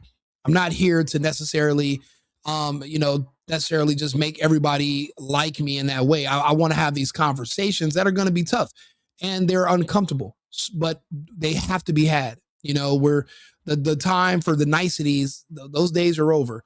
This is a time of war. So we have to fight and we have to be serious. That would be a game changer.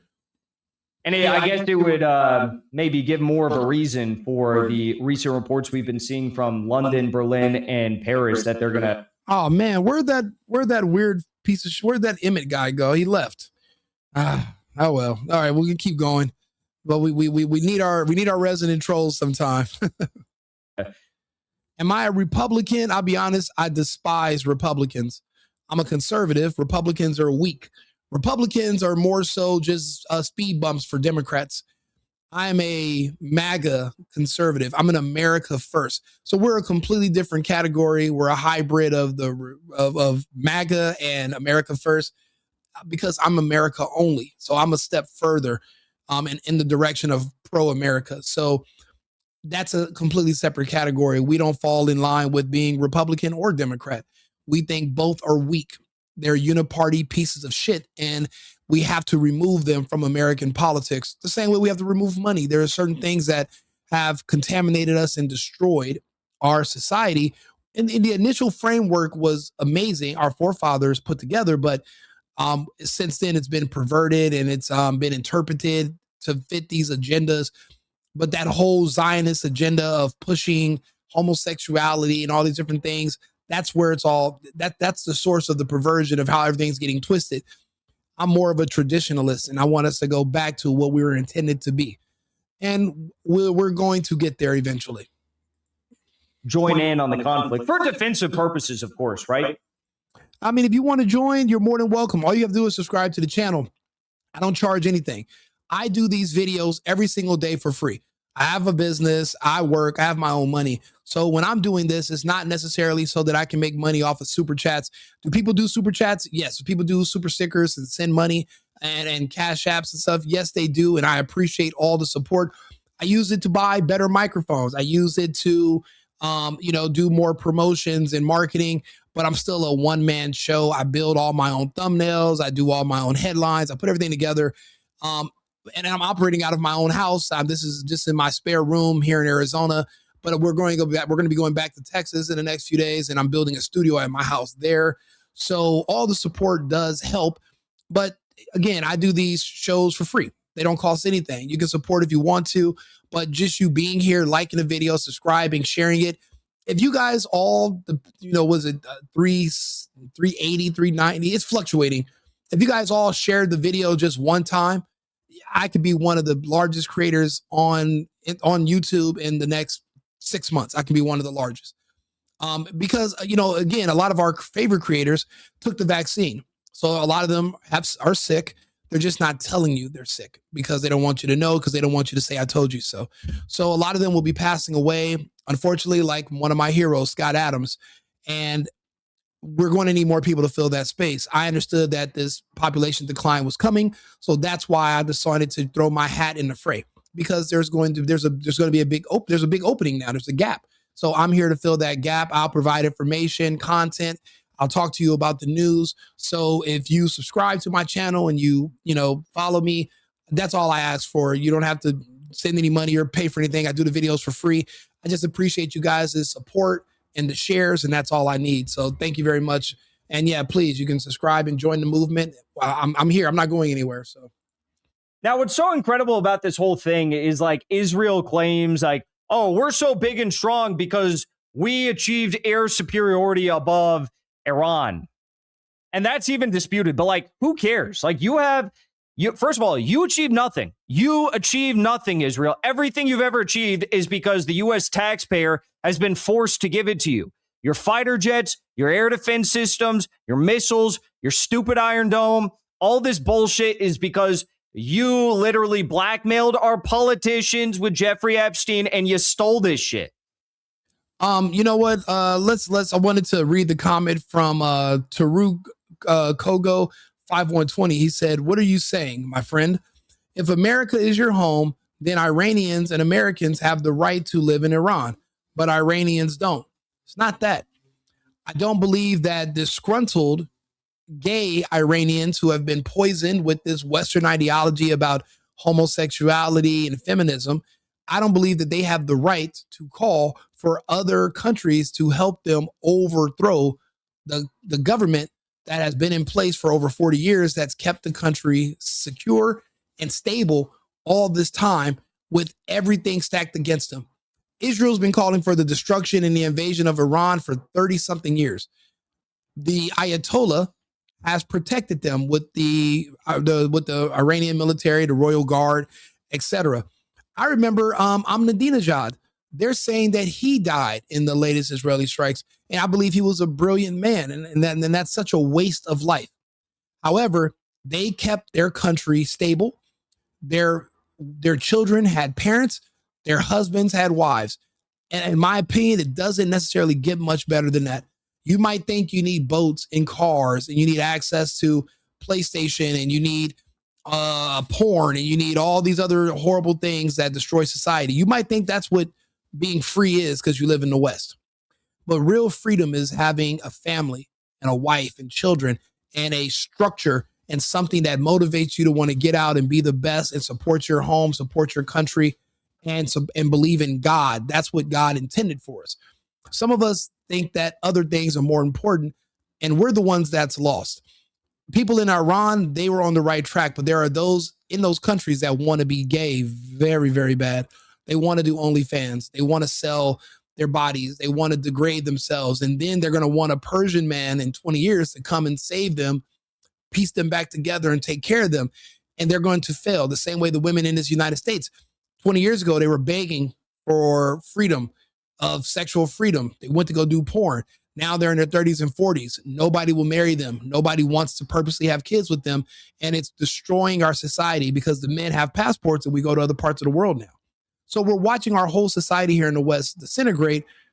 I don't think we have the moral high ground to give any other nations advice on how they should conduct themselves when it comes to their belief system or their structures or how they live.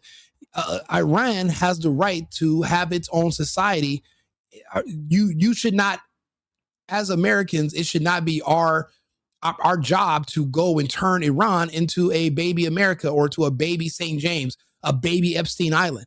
Iran should be able to stay Iran. They should be able to hold their identity. And it shouldn't be up to me or Trump to say, oh, well, you guys should be like us. OnlyFans, porn, everything can be gay. You need to have pride parades and Pride Month. That's all these people are even asking for. Go ask these women what they want to do. They want to do sex. They want to do sex work. They want to be gay. They're not asking. They already can vote. They can drive. They don't have to do. That's the only stuff they're actually wanting. So if you don't realize that, it's really as simple as that. You guys would be surprised. Go watch what these women are saying that they want. And they are literally calling for the United States to destroy their stable government. And that's why you can't trust women. You have to protect women from themselves because they're calling for their entire way of life, the amazing, great Iranian society. Actually, Iran is the cradle of civilization. Iran, Iraq, the Sumerians, that's all the beginning right there. And they're calling for it to be overthrown because they want to be able to do OnlyFans, be naked on Instagram, and not have children and never get married. They want to be anti-human so bad that they're begging the Americans to destroy their country, and they even sold out the Ayatollah and all their leaders. Ahmadinejad is dead now. This is fucking insane. So no, I don't believe it's right for a small group of people who want to live like they're in the West to call for the destruction of Iran. If you want to live in the West so bad, leave the country. We'll do a Bay of Pigs from Iran. all the gays can leave and move to Canada or move to America and leave Iran for the Iranians. Okay, that has to be done. And for people who don't like the American way of life, move to another country. Everybody should live where they are accepted instead of trying to change where they are into something else. Just change where you live. Don't change the society. Just change societies. Move to a different one that's better suits your needs. I mean, that's my suggestion anyway. Okay. So, oh yeah, we have air superiority. Well, how about this? In 5 hours, Iran was able to close the... Who the fuck didn't say nothing about that when Zuckerberg spent 350 million Zuckerbucks so that he could influence the election by creating ballot drop box illegally for strangers to just go and randomly drop in? Are you fucking kidding me? I spoke out against that when it happened. I literally was talking about that on Instagram and Facebook, and they kicked me off for doing that during the last election cycle. What do you mean I didn't say nothing about that? You weren't following me, so how would you know? Don't get too far ahead of yourself unless you've been a consistent follower of me for the last few years, because if you did, you would have seen when I was kicked off the internet. You thought it was just Alex Jones and Dale Bigtree, RFK Jr. and Trump. No. There's people like me who I shared the Hunter Biden laptop story, didn't even leave a comment, and they nuked me from orbit. 13 years of Facebook posts, pictures, families, memories wiped. All my Instagram pages shut down, my YouTube channel, millions of views, mainly just doing pop culture, funny stuff, wiped. As soon as I wanted to talk about anything with a little bit of substance, wiped from orbit. So don't make that claim. You don't know what you're talking about. That's not true. I spoke out against that heavily, which is why I know so much about it. If you want to have that conversation, just ask. But don't just assume that I didn't say anything about it. You wouldn't even know. You weren't even following me back then. I don't even know if you subscribe to me now. Klein, say Junior. I have no idea.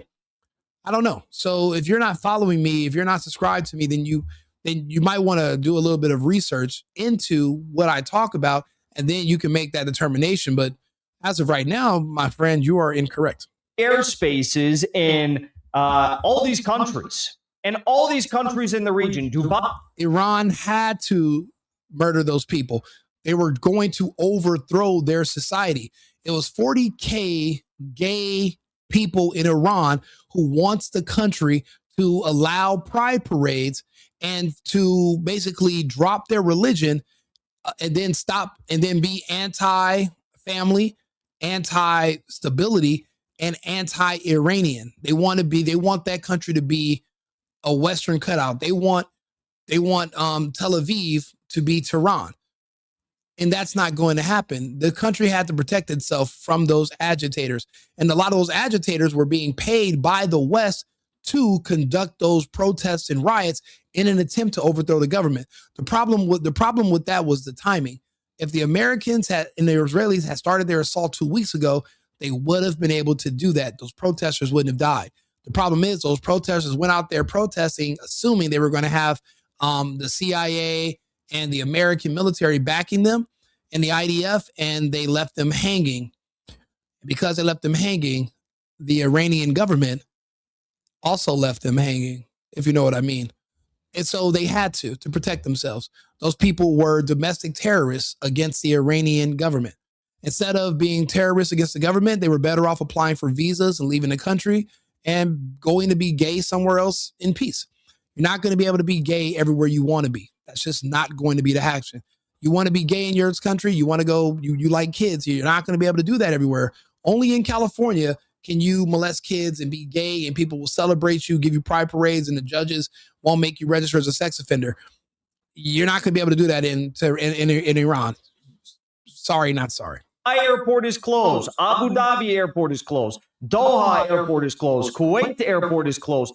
Bahrain airport is closed. Ben Gurion is closed. Okay, and all the airspace.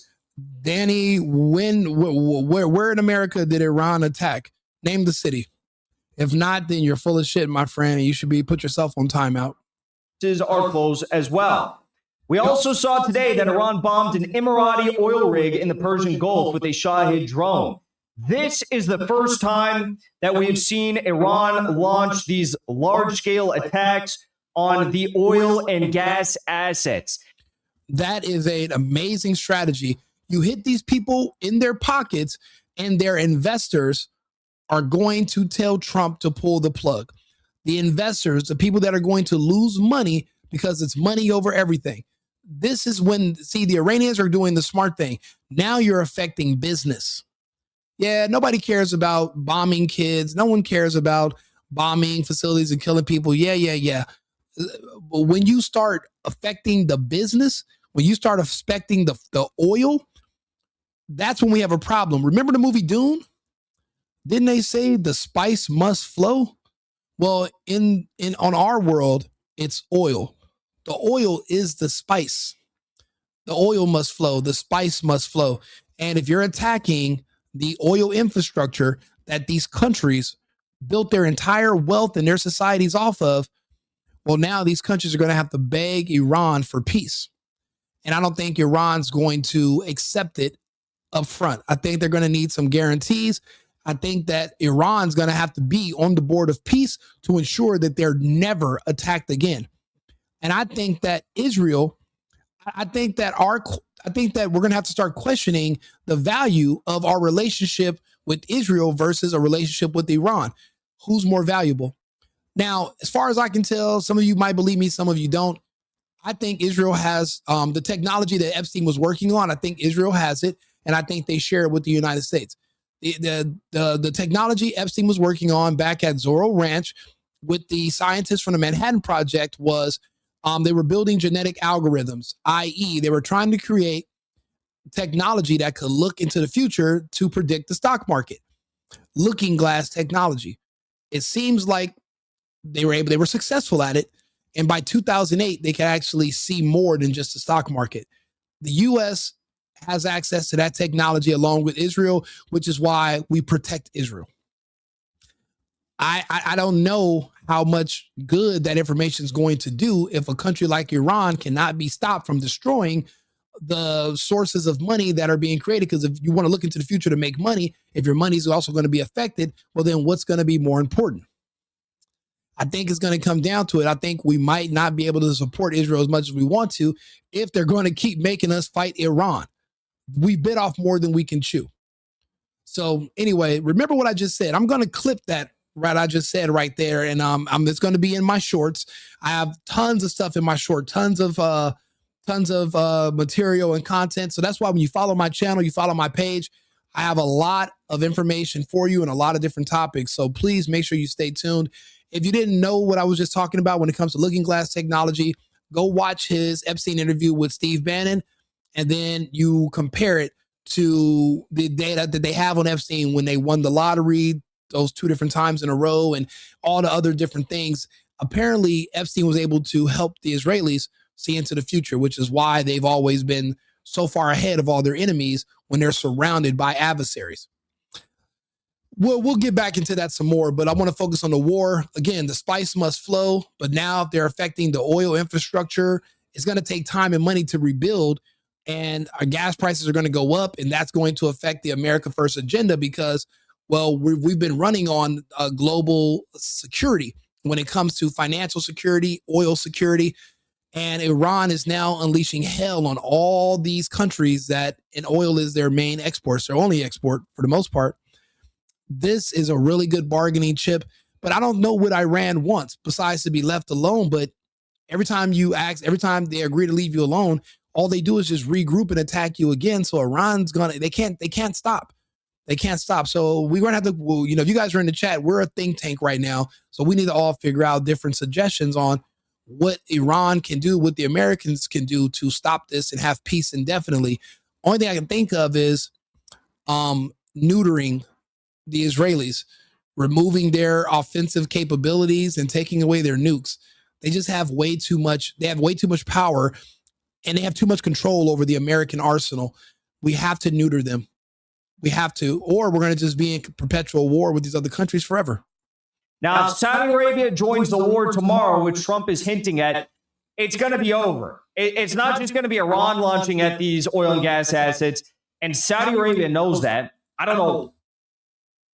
Iran taking hostages is not Iran attacking the United States. Those are 2 different things. I think I know what you're talking about. Actually, let's ask Arthur. Hey, Arthur, do me a favor. I want you to tell me about the time Iran took those American hostages. And can you explain that whole situation in the year? You're likely referring to the Iran hostage crisis. In 1979, after Iran's Islamic Revolution, militants stormed the US embassy in Tehran. They seized 52 American diplomats and citizens, holding them hostage for 444 days. This was driven by outrage over the US allowing Iran's deposed Shah to receive medical treatment. The crisis ended in January 1981 with the Algiers Accords, shortly after President Reagan's inauguration. Well, that's okay. Thank you, Arthur. I wouldn't consider that as Iran consistently attacking America. What the hell are you talking about? That's not the case. Also, this is from way before I was born. Not to say I'm not a history buff, but I didn't know much about this. I don't think any of these Americans died. So they were just held hostage for a year and a half.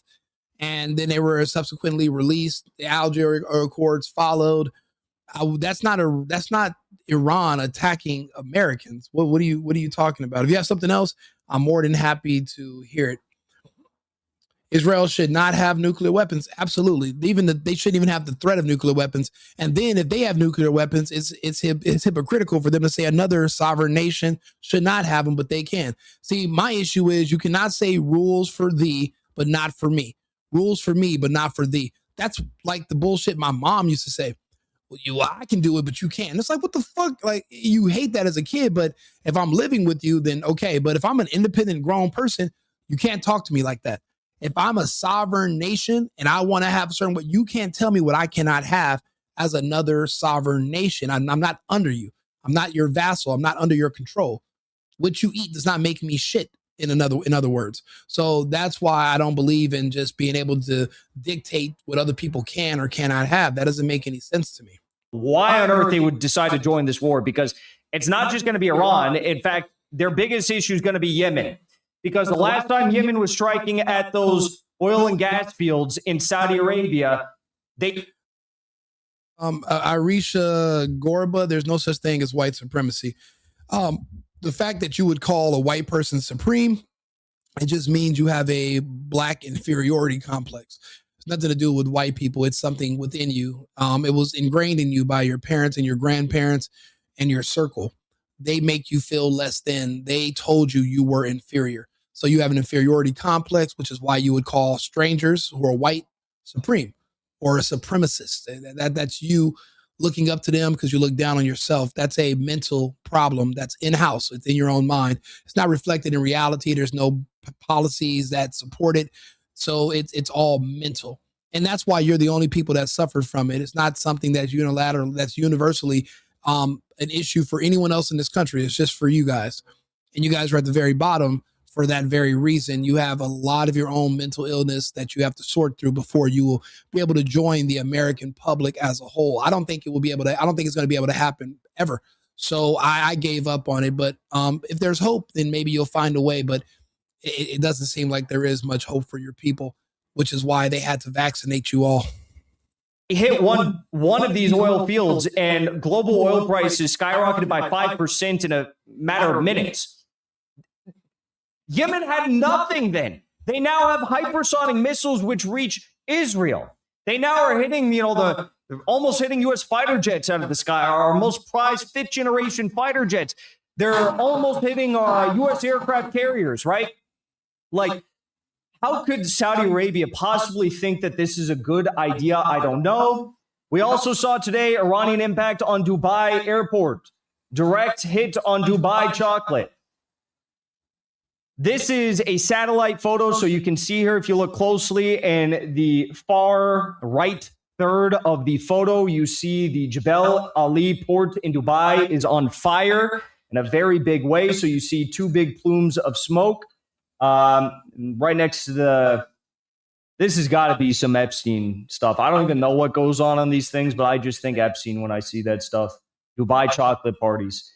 Iran also struck the Sharjah Mall. Now, I will say that the Sharjah Mall, there's Not a lot of clarity as to whether that was struck or whether that was shrapnel. I have no idea. Frankly, I didn't really care to follow up on the details of that. I would imagine that was probably shrapnel. This is reportedly a video out of Dubai. I saw this video circulated everywhere. I'm going to tell you right now, I saw this video circulating everywhere. Can anyone confirm the validity of this? Because I saw literally even big news accounts posting it. That's only why I posted it. I posted it way after everyone else. But doesn't this just look kind of fake to you a little bit? I waited until all the big news accounts posted it, but for some reason this video just looks a little bit fake. But hey, maybe it's real. I don't know. Now, the UAE, Saudi Arabia, they got very, very angry today. Okay, they got very, very angry, and now we're on the precipice of them joining the war against Iran, I guess. The reason why the UAE and Saudi Arabia got so angry is actually quite simple. For starters, Iran attacked their paymasters. So Iran said it targeted the United States' CIA headquarters in Dubai and the UAE. Israeli Channel 15 came out and confirmed that. So that is in fact true. CIA headquarters were hit in Dubai and the UAE. Thomas Keith wrote, there's now a circulating report claiming that 6 senior CIA officers were killed in the UAE after precision strike hit a residence used by agency personnel in Dubai, with 2 others reportedly being injured. The strike is described as part of the missile barrage launched by the IRGC yesterday. So as per usual, again, it's they weren't just doing this for any random reason. They were hitting specific precision targets. Even CNN admitted that that was likely what was going on. And now Israeli Channel 15 has admitted it. And the reports are that actually there were, in fact, casualties amongst the CIA officers in the building. Oh, my goodness. Now, this is the real reason why the UAE has completely denounced the Iranian regime. And they're prepared to go to war against Iran. And they closed their embassy and they said, we're cutting off all communication with Iran. The UAE is so angry because the pedo executive in chief of the UAE, the former CEO of DP World, who was emailing Jeffrey Epstein nonstop about, oh, did you like the torture video, Mr. Epstein? And he had all these videos and photos they were sending back and forth, and they were spending all this time together. And this man, Sultan Ahmed bin Suleiman, was giving Jeffrey Epstein these precious Islamic artifacts and pieces of cloth. He's a big guy. He is the former CEO of DP World, okay? And he was very close with Epstein. And Iran decided today that they were actually quite literally going to bomb the DP World area in Abu Dhabi. So you see the smoke plumes rising from the scene. They are actually striking the Epstein targets, okay? It is absolutely unprecedented. They're striking the Epstein targets. DP World no more. And once that happened, what did the UAE do? They withdrew its ambassador from Tehran, closed the embassy, and suspended all diplomatic relations with Iran. Attack Epstein, man. Suspend all diplomatic relations. It's just it's a 1-2. It's an ABC situation. This is just, it's tit for tat, You strike our Epstein assets, we're gonna suspend all diplomatic ties with you. Now, Saudi Arabia, according to CNN, announces it will retaliate against Iran militarily if U.S. bases in the kingdom continue to be attacked. So that was reported this afternoon. And then we got confirmation from CNN, further confirmation, that the UAE and Saudi Arabia had asked Iran to designate a spot in the Iranian desert to bomb as a symbolic strike and declared as a response to Iran's attacks, and Iran rejected that. They said, "No, you're not going to be doing any symbolic. We're not doing that anymore. You're hosting U.S. bases that are responsible for murdering 160 girls at an elementary school. We're not letting you do some bullshit symbolic attack. That's over. That's over." Now, later on, this was 2 hours ago, Gulf countries issued a joint statement saying they have a right to respond to Iran's unacceptable and unjustified attack. So they're really pissed off that they're hitting like Labubu targets, Dubai chocolate targets, and the Epstein Ahmed bin, what is that guy's name? Ahmed bin Suleiman, Sultan Ahmed bin Suleiman, best friend of Jeffrey Epstein. They're very angry that they're Labubu, Dubai chocolate, and Ahmed bin Suleiman are getting hit. So the UAE, Qatar, Oman, Kuwait, Bahrain, Saudi Arabia, they all put out a statement on behalf of their American paymasters and said, please stop. We need to stop or else we're going to do something about it. Trump says regarding news that Saudi Arabia could launch attacks on Iran, they're fighting too, in an interview with the Daily Mail. So according to Trump, apparently, Saudi Arabia is fighting too. I guess they're going to get in on the action. They're going to join the strikes, I guess. I mean, I really have no idea, but I guess that means that they're supposed to be joining at some point. There's talks that it could be tomorrow, that we could see Saudi joining the operation tomorrow. After this message went out from all the GCC states, the U.S. naval support facility in Bahrain was hit once more. So the Iranians actually give no fucks at all. They are not backing down. And the crypto bros, the course sellers, the scammers, the call center guys, the OnlyFans girls in the UAE are losing their minds. The sultans are leaving on their helicopters. They're going to go have their chocolate prosty parties somewhere else outside of the UAE because the UAE is not a the St. Regis Hotel penthouse. The St. Regis Hotel smoke was rising. You know, you can't have a Dubai chocolate party, I guess, when there's smoke rising all around you and you've got Shahed 139 drones whizzing by. I guess you just can't do that.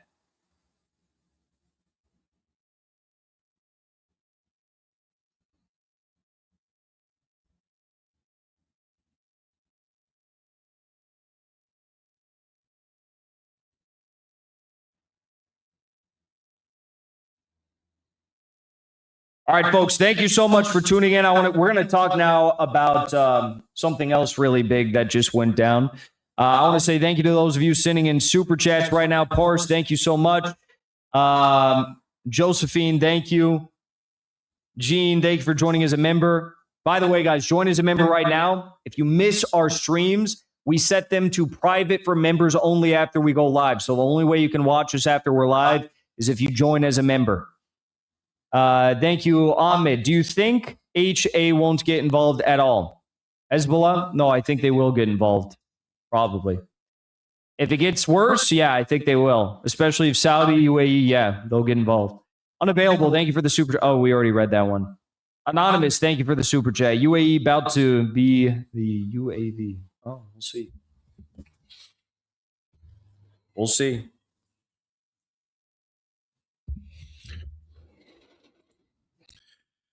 All right, let's get into the next story.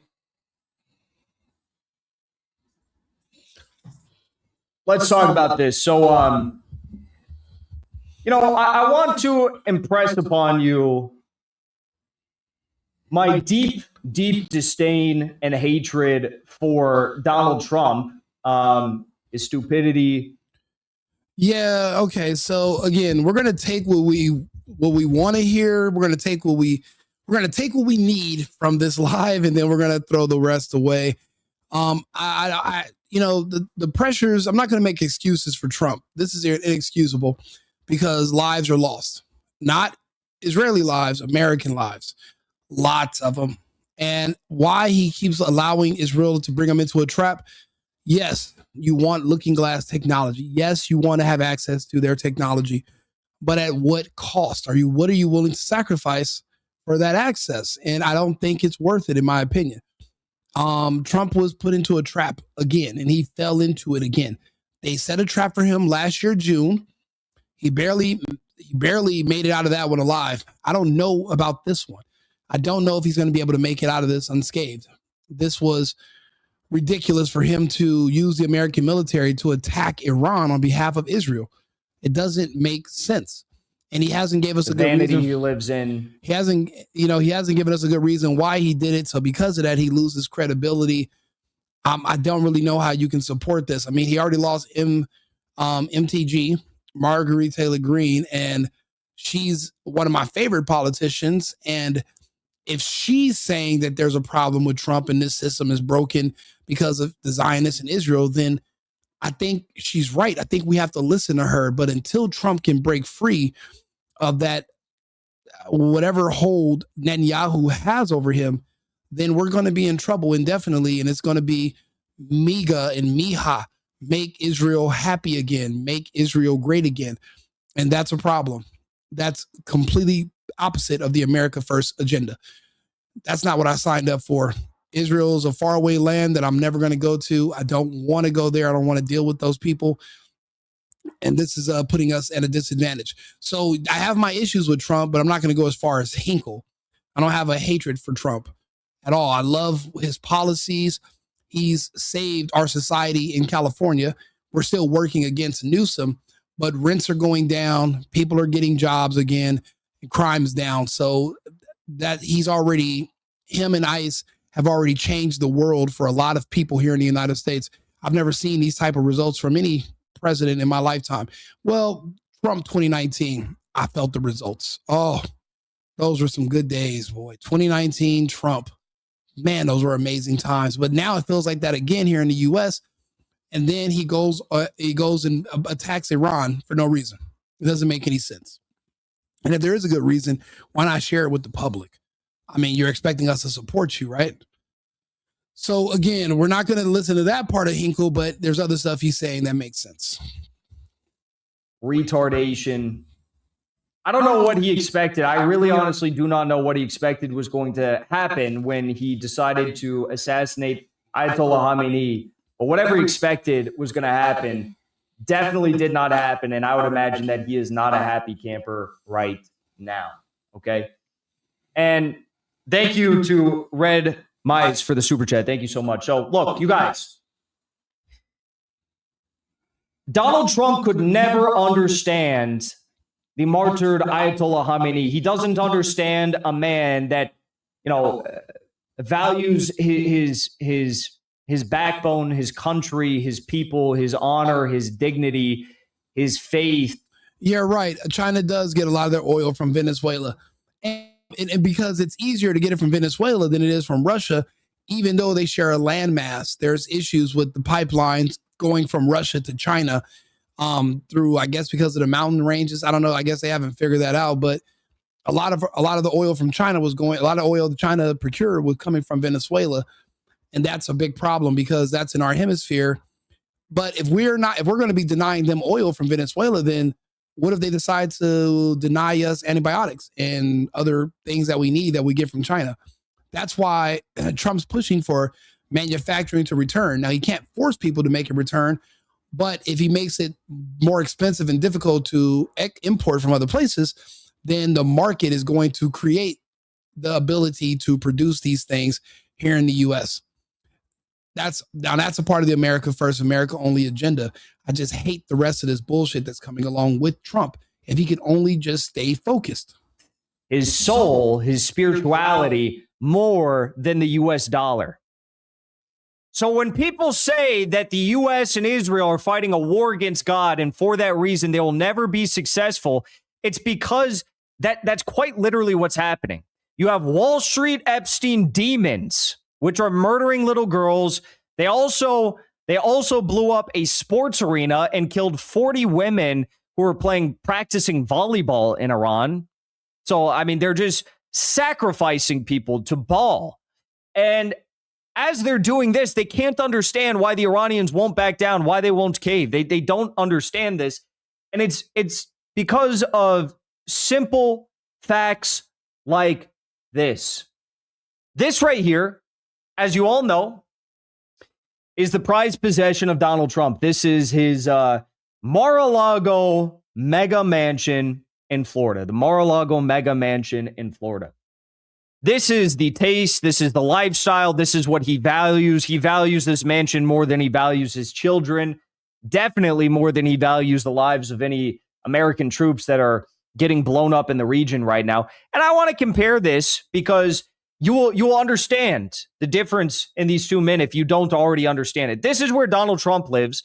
This is where Donald Trump is saying it's okay if U.S. troops are going to die because that's what happens. He's belittling the deaths of U.S. troops, not even mentioning the fact that the USS Abraham Lincoln bombed an elementary school in Iran. This is where Ayatollah Khamenei was martyred. This is Ayatollah Khamenei's home. This is where he worked. This is where he gathered with his family, with his advisors, with his friends. Ali Larijani was asked the question today, why is it that Khamenei was in his home? Why is it that he was in his home? The simple reason being, of course, because Khamenei said, well, I don't want to disrupt my daily life. I like my life. I don't want to be in some bunker. I don't want to be. Yeah, that whole greater Israel bullshit, the return of Baal, the second coming of Satan, their whole, that black cube with the six-sided hexagon, that black cube, Saturn worship bullshit, all that superstitious bullshit. Those people live and die by it in Israel, those Zionists. They live and die by it. And I don't think we as Americans should have any part in supporting it. I don't know why it has such a strong hold over our politicians, but it fails to mentally sustain the American population. What are the politicians seeing that we don't? Yeah, money is cool and all, but it has to be more than just money. These people seem like like when I saw that interview with Tucker Carlson and Mike Huckabee the other day, I mean, it was the way this man, as an American, was cucking for this country that he was now inside. He's actually in Israel. Like he's living there full time, but he's still an American politician. It was just weird as fuck. Did you guys see that video the other day with Huckabee and Tucker Carlson?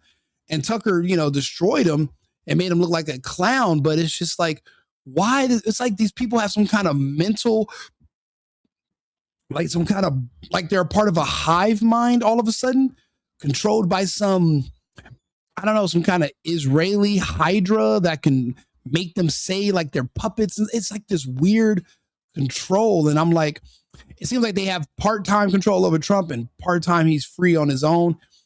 I don't know. It's a weird thing, but no, we definitely can't support it. And we can't let that lead us anymore. Yeah, he is a Trump hater for sure. I mean, the rest of us don't agree. The way he feels about Trump, that's how I feel about Obama. But I can understand where he's coming from. Where was this dude when Obama killed Americans? Well, he was in third grade. He wasn't, Jackson Hinkle's 23 years old. So when Obama was president, he was probably eating Crayolas somewhere. Be hiding like Netanyahu does, where Netanyahu gets on a plane and goes to Greece or something. I don't want to hide, right? I want to live my life. He knew he was a living martyr, and he was willing to die for the cause his entire life. He was willing, ready, and happy to die as a martyr and to go to paradise. Okay? This is where Ayatollah Khamenei lived. This is his living room. One more time. Donald Trump. He lived a very humble lifestyle is basically the point that Hinkle's making, because he was in this line of work for the right reasons. He wasn't in this line of work to enrich himself or to get a Ferrari or to get a mansion or to get a TV deal. He was in this line of work to protect his country, his way of life, to live by his religions, his teachings, and to basically perpetuate how he was raised and to raise his family in the same manner. He wanted to keep families together. He wanted husbands to take wives and have children and be fruitful and multiply. He wasn't materialistic, obviously, and it wasn't for the wrong reasons. And that's where we're faltering here in the West. So that's what Hinkle is. That's the point Hinkle is making. He's basically trying to say that Trump is boisterous and, enriching himself, and it's all about money. I'll fast forward past this part.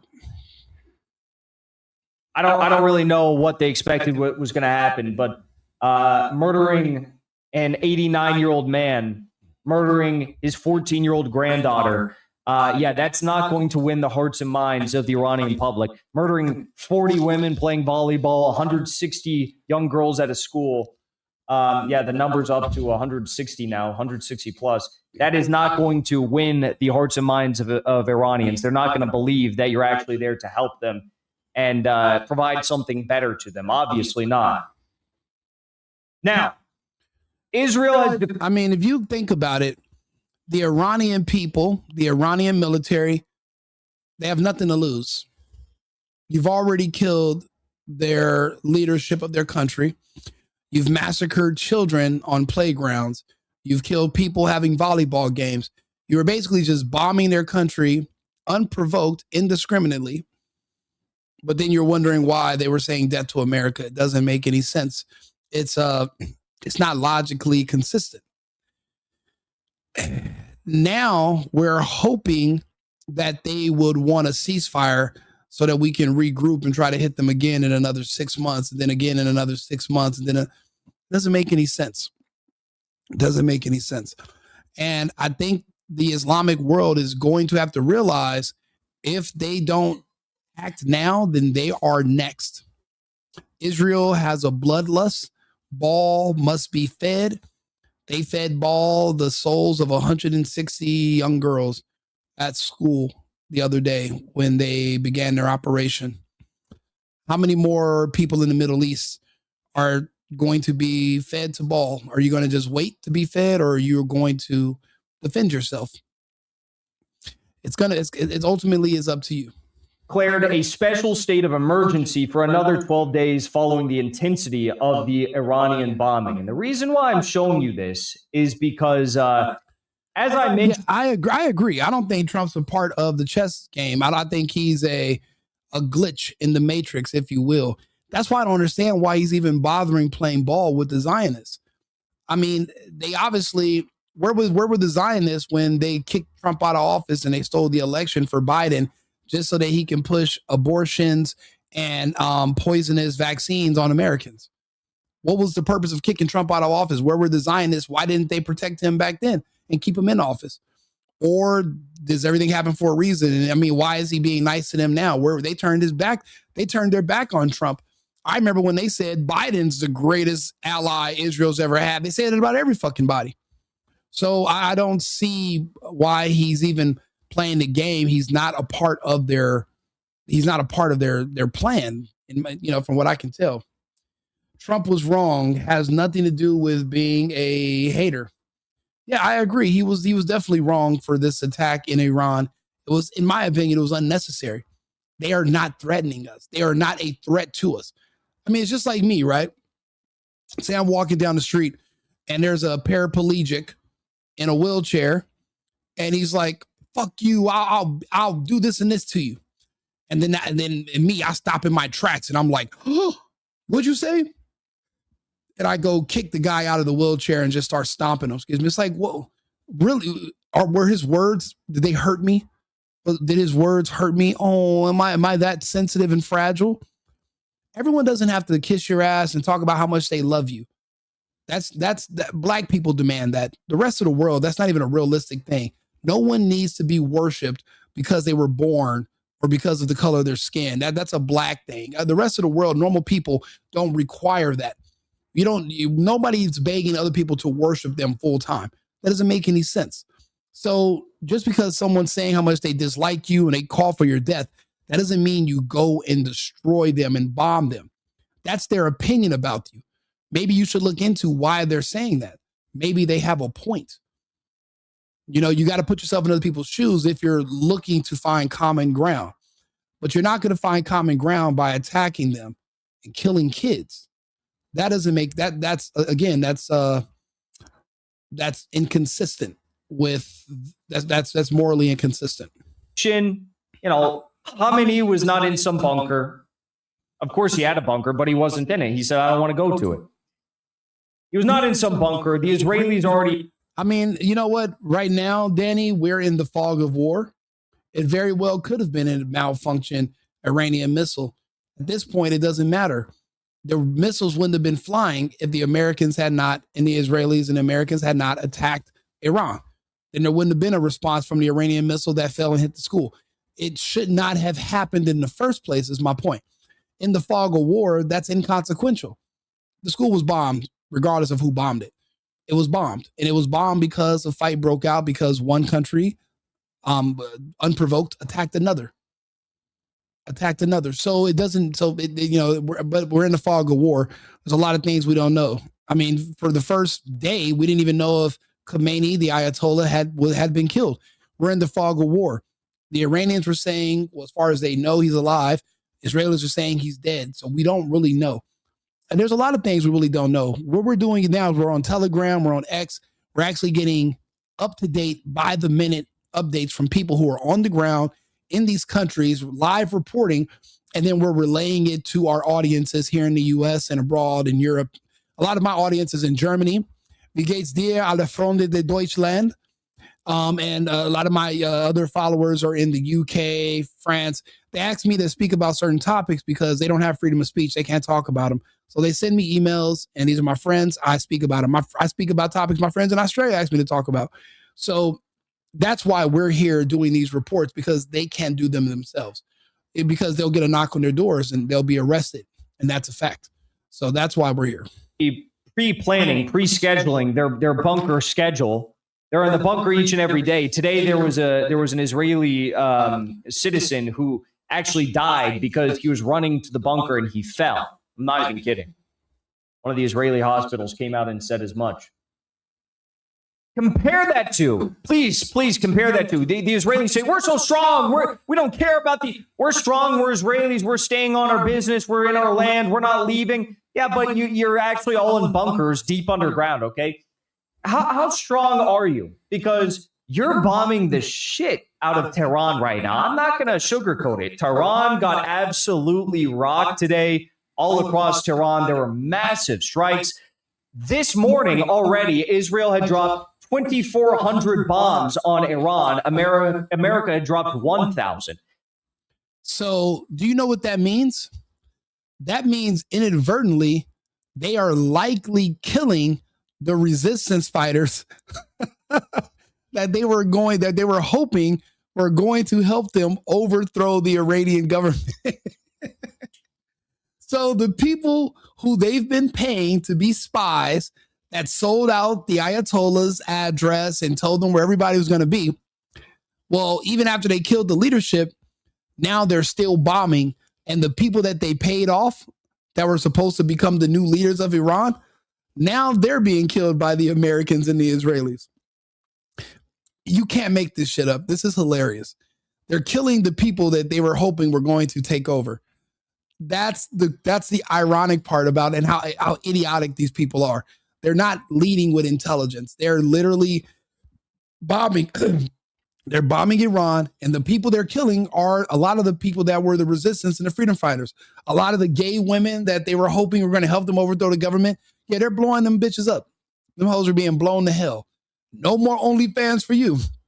You will, that'd be more so a snuff film. That's the only kind of OnlyFans uploads you're going to be doing. You wanted to be naked on Instagram and your clothes are off, but they were blown off. So you're kind of getting the same effect, but kind of not. So that number increased dramatically throughout the day. Okay. And in my opinion, the country who's the biggest terrorist in the world is Israel. Despite the overwhelming force, they're trying to Gazify Iran. Despite that, what do the Iranian people do? Do they go hide in bunkers? No. Iranians are flooding the streets in Karaj to support the Islamic Republic. I can show you. I can sit here for the next 3. The people who are supporting the the Iranian Islamic Republic, they better quickly find all the women who have been posting on social media calling for the destruction of Iran, who have been burning pictures of the Ayatollah, who have been talking about how they want pride parades and they're looking for allies in the Western countries, and talking about how horrible it is in Iran and how they want to basically overthrow the government. These people who are protesting in these streets need to find every single one of those women who want to be gay and wanted to overthrow and destroy their country, they better find them all quickly. Quickly. Because if they don't, see, that's the reason why the US is bombing Iran, because they assume they have the support, not the majority, but a large chunk of people who can actually help them overthrow. Because see, they're Americans, this is Trump we're talking about. He doesn't have the stomach for death. He doesn't. He's not built like that. He is not going to commit exact American troops on the ground because he knows they'll be killed. So he needs the boots on the ground to be Iranians working on behalf of the American government. Those women are who he was banking on. Those gay college kids is who he was banking on. They've executed all the kids, the college kids, but it's these women who they didn't execute that are still making these videos that are amplifying and actually giving the Americans this false idea that with just a little bit more pressure, they're going to be able to overthrow the government. The people who are protesting in favor of the Iranian government and the regime and their way of life, they must find those gay women ASAP fucking Rocky, or they're going to keep trying to get those women to overthrow the government. They're going to send those women money, and they're going to keep creating this, I wouldn't even say a resistance, just say these terror cells of agitators. They have to hurry up and do something about that, or they're going to have a bigger problem later. It's just like any other disease or a cancer. You can't let it metastasize. You must surgically remove it. To save the body, you might got to remove the limb. And those people are cancers that have to be removed to spare the body. 3 hours and show you, every single city in Iran. We're not going to do that. Despite massive ongoing bombardment across Tehran, hundreds of thousands of Iranians are on the streets to support the Islamic Republic. Now, when I'm talking about the women they need to remove, let me give you guys some examples. This is who I'm talking about. All the allies of queer community, this message is for you, and I'm sending you this message in desperate need. To all the people in queer community and all the allies of queer community, this message is for you, and I'm sending you this message in desperate need of your support. The Iranians literally throw gay people off of buildings. They don't adhere to basic human rights. Listen, here's the thing. Unfortunately, that is true, but these are not any Iranians. These are the same radical Muslims that are supported by the regime. The same regime we're fighting against. The same regime where in it the people who unalive homosexuals will not face a big punishment because they killed the sinner. The same regime where in it being a homosexual is punished by imprisonment, 100 lashes, and death penalty. So to all the people in queer community and all the allies of queer community, I ask of you to stand with the people of Iran who want this Islamic dictatorship gone. So maybe one day our Iranian queers can walk in their homeland freely. That's enough. That's bullshit. They want Iran to be gay. They want to have pride parades in Iran. They want to openly be able to have little boys have sex with little boys, little girls have sex with little girls, never marry the opposite sex, never have children. They want to be gay very bad. They want to be on OnlyFans. They want to sexualize themselves. And then in 20 years, they're going to hope a man's going to come and save them and overlook their past. It's the same playbook being repeated over and over again in different Western countries throughout the world. Iran, Russia, and China have been diligently fighting against this. This is why they have certain laws to maintain order, but also to keep families and humanity together. Women like this, if she's in Iran still, they must find her. She's a problem. These women that are currently in Iran, find them. They have to. They are burning pictures, of the Ayatollah. The women who are in Iran that are calling for this sexual revolution, where because they want to do OnlyFans and be prostitutes and destroy and not have children, not be married to men, and to get this freedom from being a typical human woman, they destroy their whole society. Find these women. They are a threat. These women are terrorists. They are literally working with foreign governments in an attempt to destroy their republic. See, and the reason I keep bringing up women is because if you look around, it's only the Iranian women who are calling for the destruction of Iran. It's only the Iranian women and the gay Iranian men who are calling for the downfall of the country. It's not the men, it's the women. They're the problem. They're the ones who want to have sex with other women.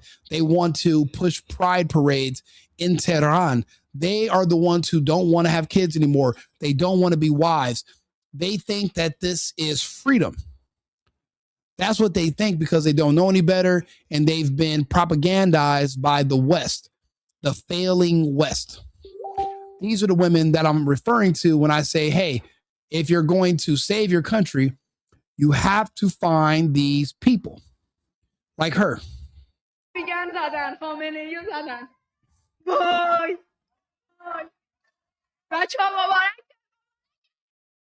What is she so excited about? What is she thinking is going to happen now that Ayatollah Khamenei is dead? Well, she's hoping in the next 30 days she can get on OnlyFans and spread it open. She's hoping in the next 30 days they'll have their first pride parade and she can go out with another woman and kiss her and be naked walking down the streets of Tehran.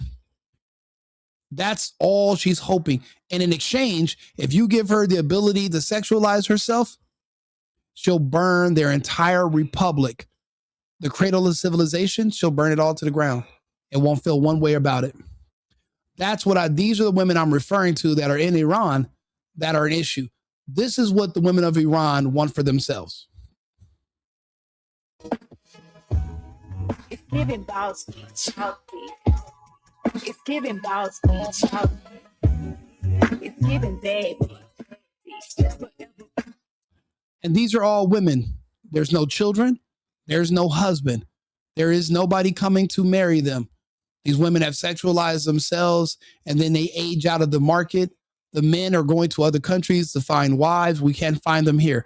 But this is what the women in Iran believe is freedom.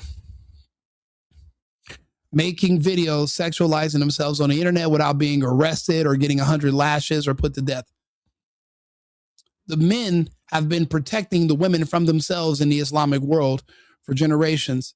And now these women are looking to break out of that because they want to destroy themselves. If a woman tells me, Rico, I want to have the freedom to kill myself, does that mean, I'm a believer in freedom, but at what point will we just admit that, okay, some people are using freedom they're abusing freedom.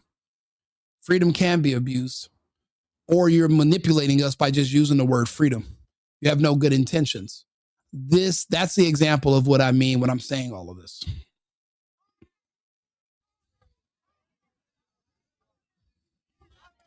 Yeah, they're wicked. Absolutely, they're wicked. Islam is not the problem. Islam, in my discernment, is the solution to feminism. Islam is the solution to the LGBTQP pedophile Epstein agenda.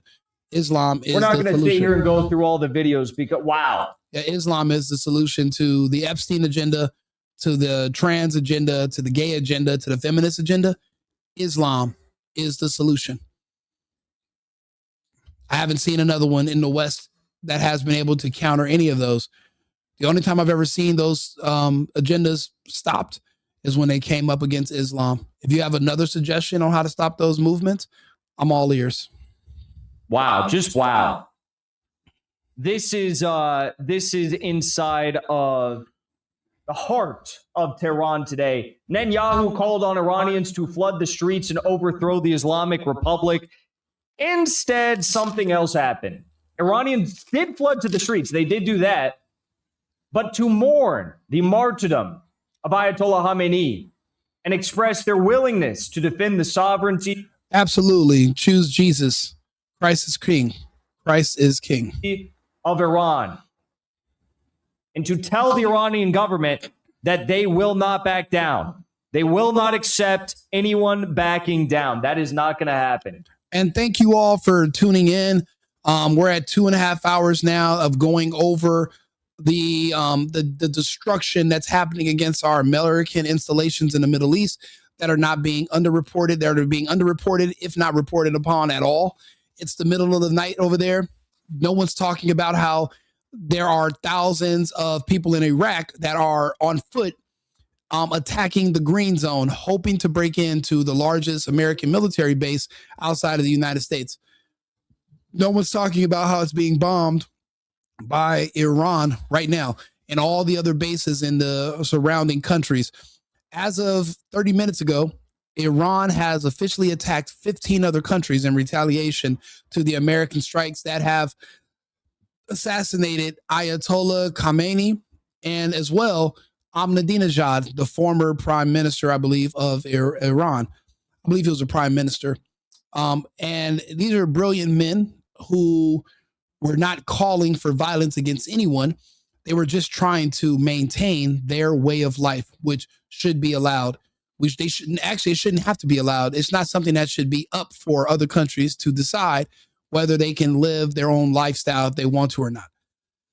Therefore, all this is happening as a result, and this is the fallout where we're reporting on it because no one else will. This is Jackson Hinkle. I'm Rico Limbaugh. Please subscribe to the channel, like the video, push me into the algorithm.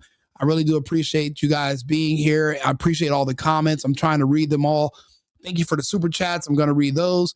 Thank you for the Cash App. Like I said, we're doing these shows for free. Any donations help us push the movement. This is us doing new media. We're media entities. We're independent and we're consistent. So we are going to be here whether we lose our sponsors or not, because we don't have sponsors.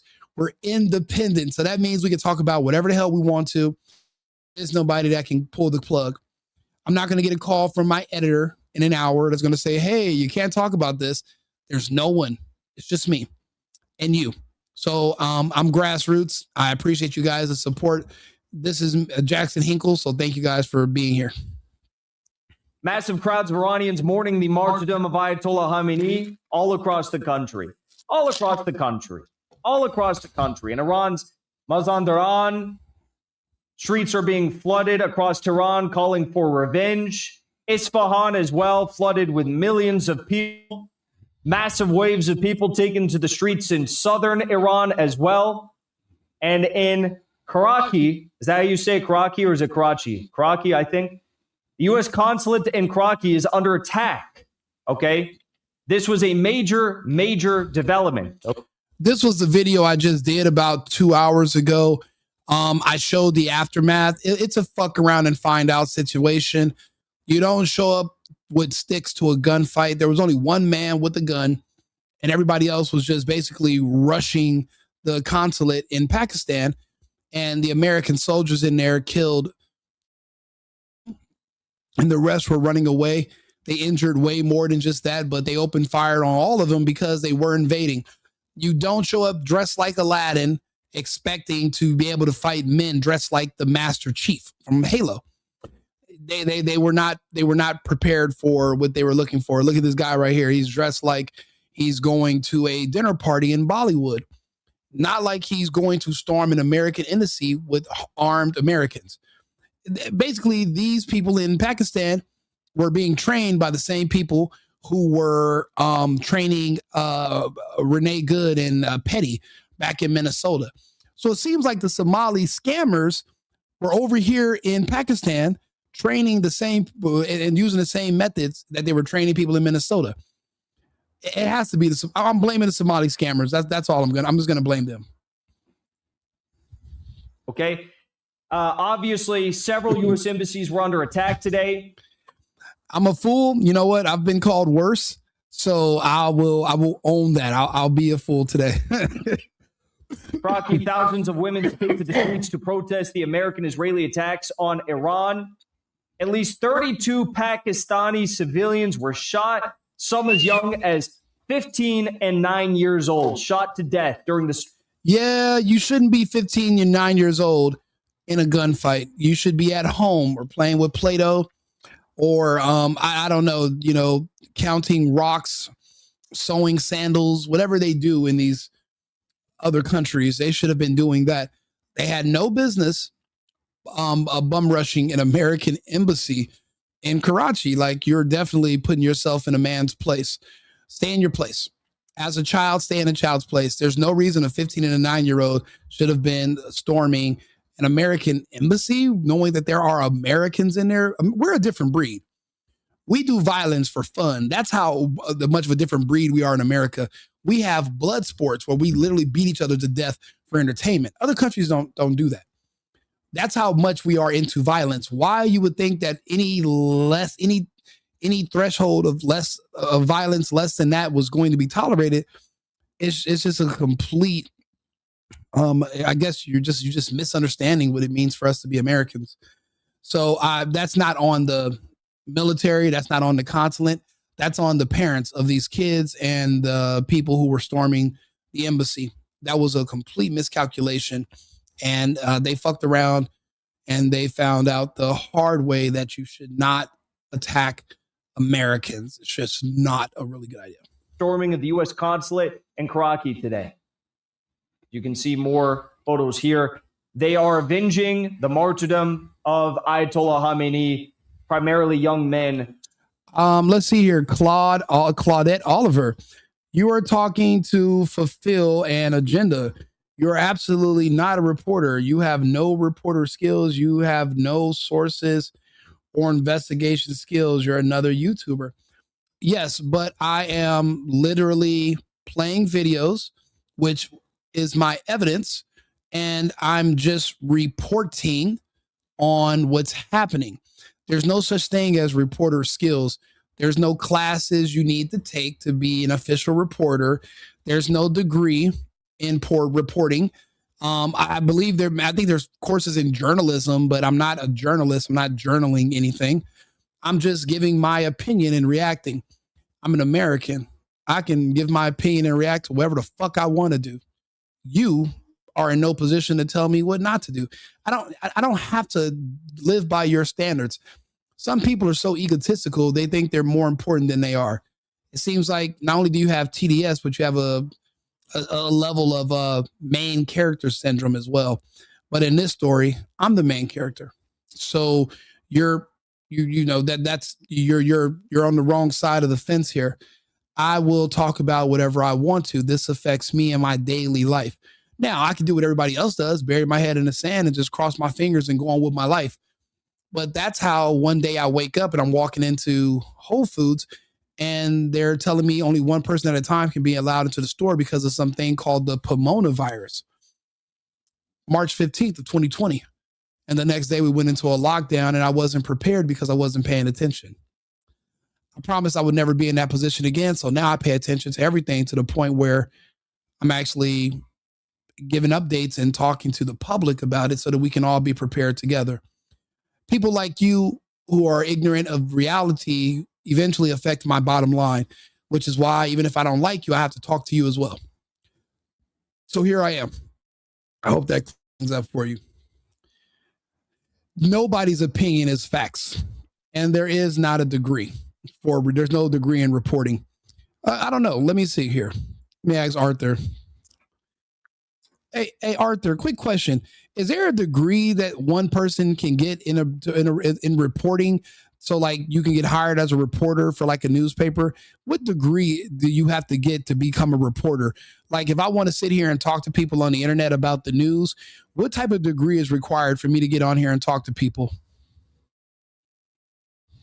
To become a reporter, especially at a traditional news outlet, many professionals have a degree in journalism or communications.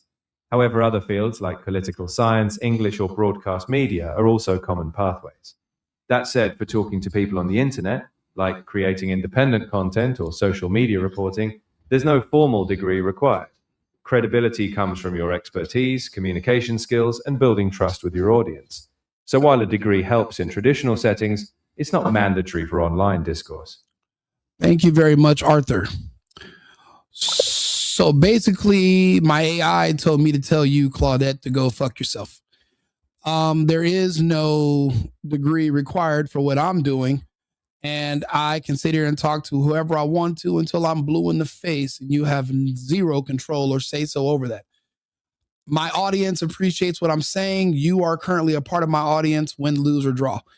And since you want to talk about reporting, there is a phrase that comes in mind right now, which is all press is good press. So whether you're here because you like me or because you don't like me, you're still here. And all press is good press. So I appreciate you being here nonetheless. Yes, your opinion. Everything's everybody's opinion. This is you giving me your opinion, Claudette. What you're doing is having what we call a circular argument. So what I would suggest is you argue with yourself. Just assume what I'm going to say and pretend it's coming from me. And you can just continue to have these arguments the same place you have your love life and your relationships, which is just in your mind. You don't have to share them with me. I don't have to be involved. Storming the U.S. Embassy in Karachi. America is great. It just depends on what part of America you live in now. If you're in California and with all the CDL licenses that have been revoked, and now they're offering American truck drivers triple to get back on the road, American truck drivers that were originally out of work. If you're in California also, and the gang violence has went down by 60% because of all the deportations. Also, the housing bubble has went away. So rents are falling because of deportation. If you're in one of the big cities that all the illegals were occupying, then America is officially great again as of about 2 months ago, according to the numbers. So the answer is yes. Now, what we're doing as far as these foreign wars are problematic, but I can't really be too mad at Trump because the rents are still going down. And that is my priority, is what's happening here in America. I'm an America first, America only person. So I'm necessarily worried about America, although I'm reporting on geopolitics and what's happening in other parts of the world. As far as America is concerned, we're still doing good financially, thanks to Trump, ICE, and deportations. So the answer to your question, the short answer is yes. Save man, woman. Could you be more specific? Remember when Trump said, if you join the military, you're a fool. Yeah, I mean, he's still correct. People join the military regardless. Nobody listened to Trump. So what is, no. This is tea from Starbucks. There's no sugar. I just explained how America was great. Jerry, are you going to join the military? No. I do more. I'm more productive for the America First agenda by sitting here and having these long form conversations with adversaries to the country. You are adversarial to the country. For me to have these public conversations with anti-American terrorists, domestic terrorists, Marxists, and communists, I'm actually more effective here than I am in a uniform. So that's why I'm better off having these conversations. This man is not delusional. He has just went to the grocery store. Yeah, I just went to the grocery store. I just bought a crock pot. So I put pasta, chicken, shrimp, tons of vegetables, and went and got a Starbucks tea. So I just went to the grocery store. So that's a very good point. How'd you know I went to the grocery store? That's crazy. Are you watching me, Claudette? You know what? You are watching me. You're watching me on the internet. So hello, Claudette. Good to talk to you. Yeah, but you're two chickens to join the military. Why, Jerry, are you in the military? Why don't you join the military? How are you going to ask me to do something that you won't do yourself? What's stopping you from signing up? Why aren't you? Matter of fact, you don't even need to join the military. You can fly to another country and fight Trump. If you hate Trump so much, why don't you fly to one of these countries where the American military where we're fighting? And why don't you join the other side and fight against Trump? Why are you wasting your time talking to me? Are you a MAGA Republican? I'm not a Republican, but I am MAGA. I'm America first and America only. I think Republicans are spineless, weak, pathetic, basically just speed bumps for the Democrat homosexual agenda. I don't really see them having any power at all. Republicans, but the MAGA group, the America First movement, we're different. So that's why we're even though we might seem like we're on the right, we're not aligned with the Republicans. They are ridiculous. And no, I wouldn't say I'm independent. We're something else. We're something different. We're a hybrid. And we are this whole binary thing in American politics. You're the Republican or Democrat. Obviously, it's a uniparty, so it's never been a thing, and we're not going to pretend that it is anymore. We're something else. We're a hybrid. We're something better. So that's why I have a following. That's why people are following my channel. That's why people are tuning in and watching my videos. I do a lot of content every day. So subscribe and you'll get updates of when I do videos. And you can let me know if what I'm saying resonates with you. And if it does, hopefully you'll share my videos. I'm not charging anything. You can watch all this stuff for free on YouTube, but I'm also on Twitch, Kick, X, Facebook. You know, I'm simultaneously broadcasting on 8 different platforms. That's why you guys can't even see each other's comments, but I'm trying to respond to as many as I can. Also in Indian occupied territory. No, I'm not would you say foundational black? What the fuck is a black? No, I'm not a black. I have no idea who. I don't know what you did for you to call yourself a color instead of to have a nationality or an ethnicity. That's a low IQ situation. You're not even recognized as a human if you're only a color. That's ridiculous. Hopefully you guys can fix your nomenclature situation. But I think that's where you're having a really big problem. We have Shia mourning the martyrdom of Ayatollah Khamenei by the tens of thousands at the very least, probably hundreds of thousands. People in Indian-controlled Kashmir rose up and broke through police barricades while carrying portraits of Khamenei. Iraqis also took to the streets in the millions following the martyrdom of Ayatollah Khamenei. Claudette, you would make 11. Actually, the funny part is this: go when you leave after my broadcast is over, because I have other topics I'm going over today, so I'm gonna try to end this one soon. Just come back and look at the analytics. And then you're going to eat shit. And you're going to be an embarrassment to yourself. I'm not going to even tell you how many. I don't need to. I'm going to let you eat shit and have, what do they say? What is it? Egg on your face. I'm going to let you put egg on your face, and you just basically embarrass yourself, which is hilarious, but keep it up. It's beautiful to see. And I thank you. I love being underestimated. Thank you. Seen some photos from above. The photos are insane. Hundreds of Iraqis are continuing to attempt to storm the perimeter of the U.S. Embassy. Very dangerous scene. We covered that a little bit in our previous story in Baghdad. To protest against the assassination of Imam Sayyid Ali Khamenei. Sure, Sarge. If you have other questions, you're more than welcome to ask. Yeah, I'm pretty relaxed. It's a nice Sunday, and we're having these important conversations. Some people are going to be overly emotional about them. I don't really have any feelings either way. I'm just going based off of logic. I'm giving my opinion and my assessment. Some people care to hear it. Some people don't. So if you're here, you're going to hear it. And if you have a rebuttal, you're all ears. I'll even bring you on the stage if you aren't shy and you want to talk. You're more than welcome to join the conversation. Clashing with security forces intensifies. Thank you, Mrs. No Degree in responding to YouTube videos. I mean, is there a degree for that? I mean, I guess, but you can't degree shame me. Degrees are not necessary for anything in the world. Most of you people with degrees can't afford to pay them. You can't afford to pay your student loans for those degrees. So what does that make you? So yeah, I'm glad I don't have any of those degrees. Clashes are intensifying near the embassy in Baghdad. Okay, and here's what Appreciate it, Sarge. Thanks for all the support, and I hope you subscribe to the channel and tune in. A lot of you guys on YouTube, there's 2 YouTube channels. I'm not sure which one you guys are following, so follow both. I'm actually Rico Limbaugh. So there's a single boyfriend, there's right wing Rico, so there's 2 different ones.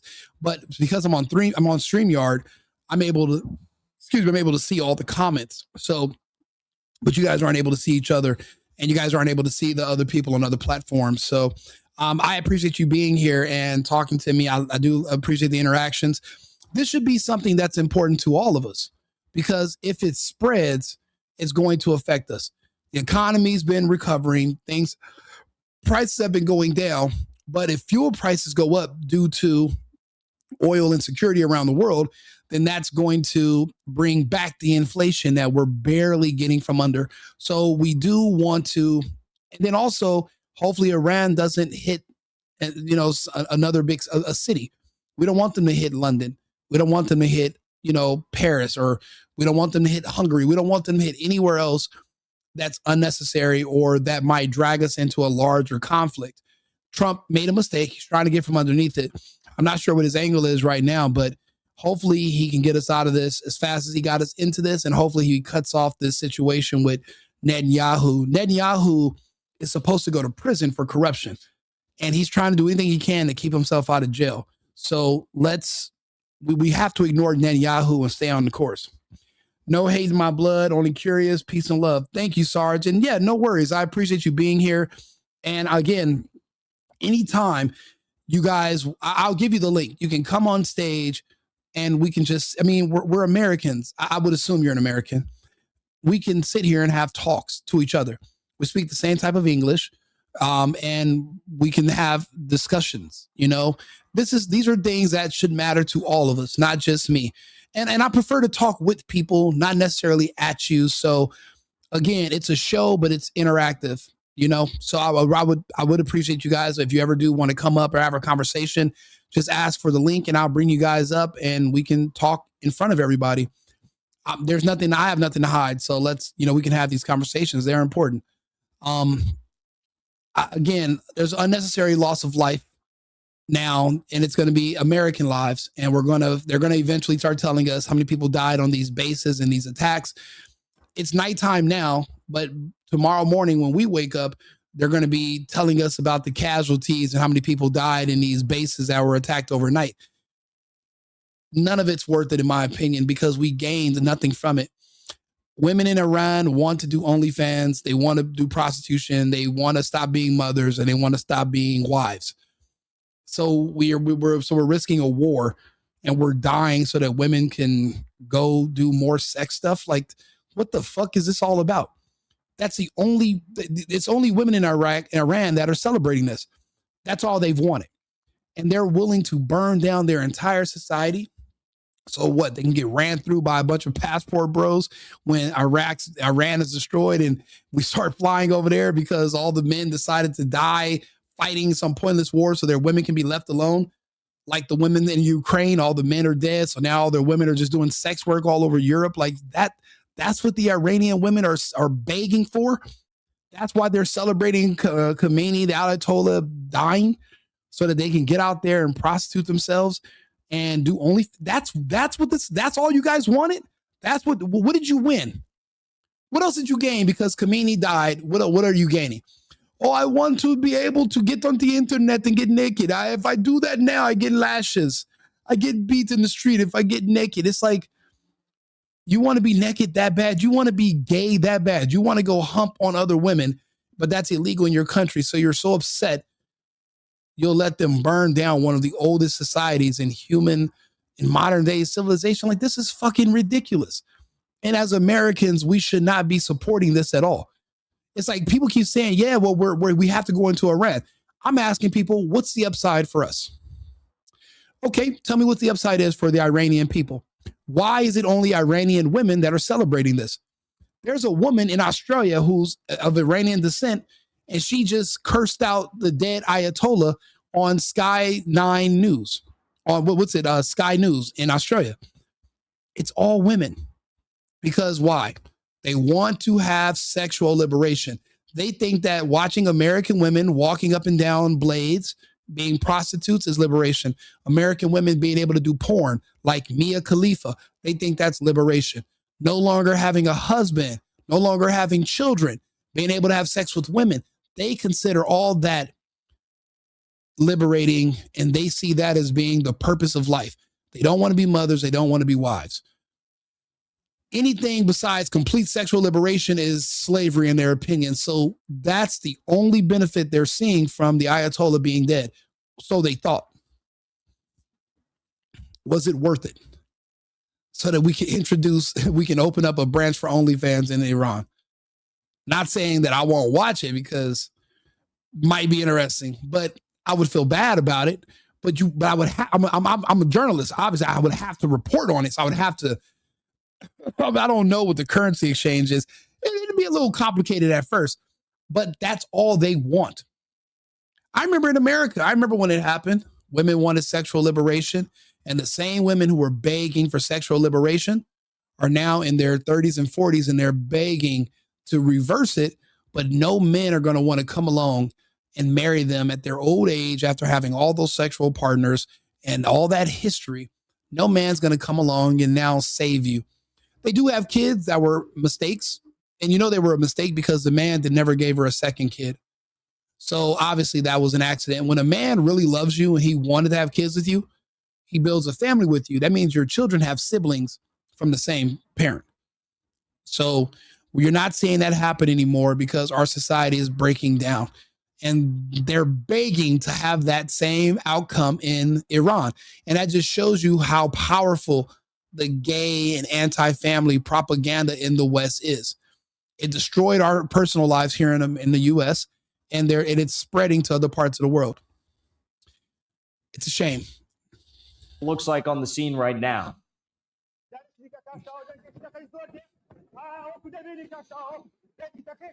Baghdad. Wait, you said 100 USD would get you 200 million in Iran? So how many? Okay, so how many Iranian women content creators or OnlyFans would you get? How many subscriptions did that turn into? Because I'm wondering, like, is she just gonna wear the head turban and then everything else is just a free for all? I'm just wondering because that's all they're begging for. They just want to get naked.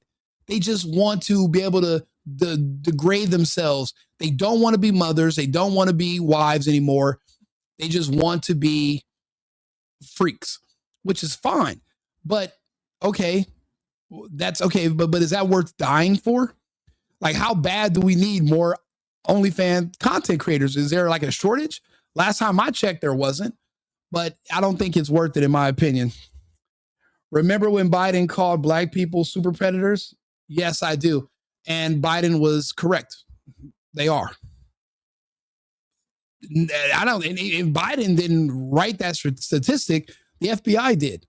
The FBI data proves that they are super predators. They're monsters. They are literally killing. Think about it. A monster black person walked into a bar that I go to in Austin, Texas yesterday, and he killed a bunch of white young people. He killed specifically white people in a bar with a machine gun last night at what's it called? Buford's. I go there on 6th Street. It's actually right across from Pop and Play because even though I live in Houston, I work in Austin, so I go back and forth. A super predator, a black army operative committed another hate crime against white people. They are killing white people on buses. They're killing white people on trains. They're killing white people any and every chance they get. Primarily, they target white women and children because they are chicken shit and they're scared to death of white men. So that's what makes them a black army super predator or a terrorist, domestic.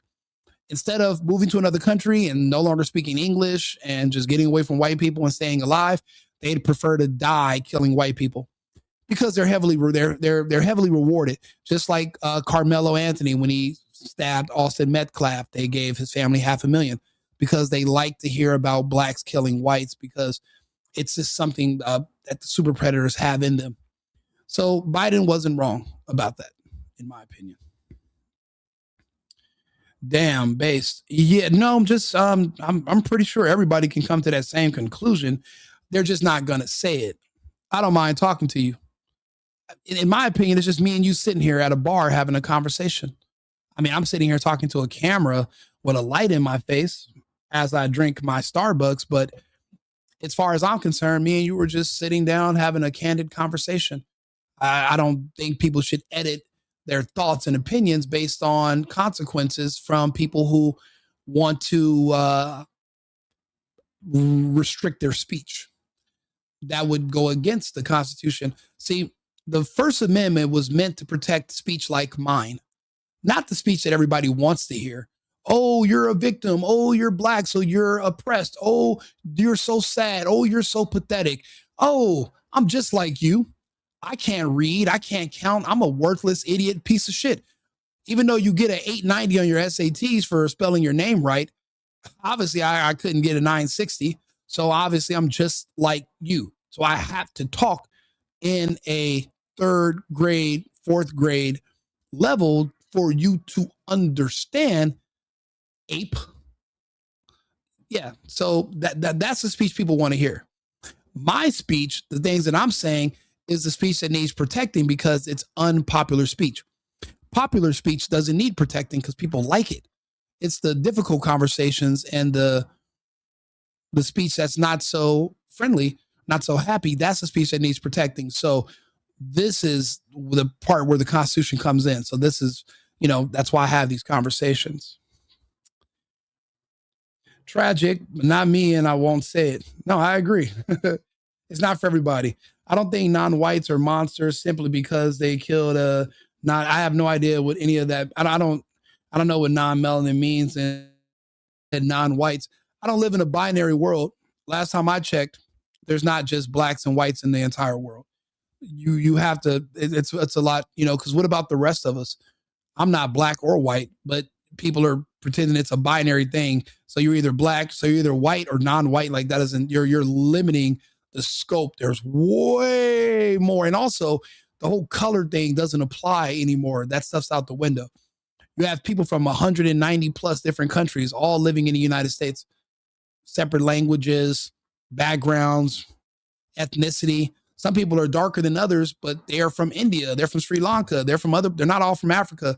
So it's you got to get out of the binary situation. It's more than just non-whites and whites. Like that's extremely limiting. That's like a cartoon or something. That's not reality. It's not in real life, But people that are going around killing people, and there's a pattern of it to the point where 9% of the population, it's no longer 13%. It's like about 8 to 9% they're responsible for 60% plus of the violent crime. Yeah, that does indicate you're from a demographic of monsters. That's what that means, technically. But anyway, let's get back to what Jackson has to say. Trump, what did you expect was going to happen? What did you expect was going to happen? Now, the problem is we can't put everything on Trump. He has advisors. There's other people around him, but they all can't be yes people. Somebody has to tell Trump no. Somebody has to stop him. I'll be back on with another topic in about 20 minutes. I'm going to go get some water. I'm going to get everything ready for the next live. So I want you guys all to stay tuned, subscribe to the channel, hit that buzzer, that bell, so that way you get an alert when I get back on shortly. I'm going to go get water. I'm going to eat some noodles, and then I'm going to come back on. We're going to have another topic, but we're going to dive back into the war in the Middle East right now. We're going to bring some more opinions. We're going to have another creator. I think I have a guest coming on, but we'll see. So I'll see you guys again shortly. I appreciate you all for being here. The connection is chopped. I'm sorry about that. Let me see here. Hopefully it gets better. But anyway, I'll be back on live with another topic shortly. So remember, it's America first and America only.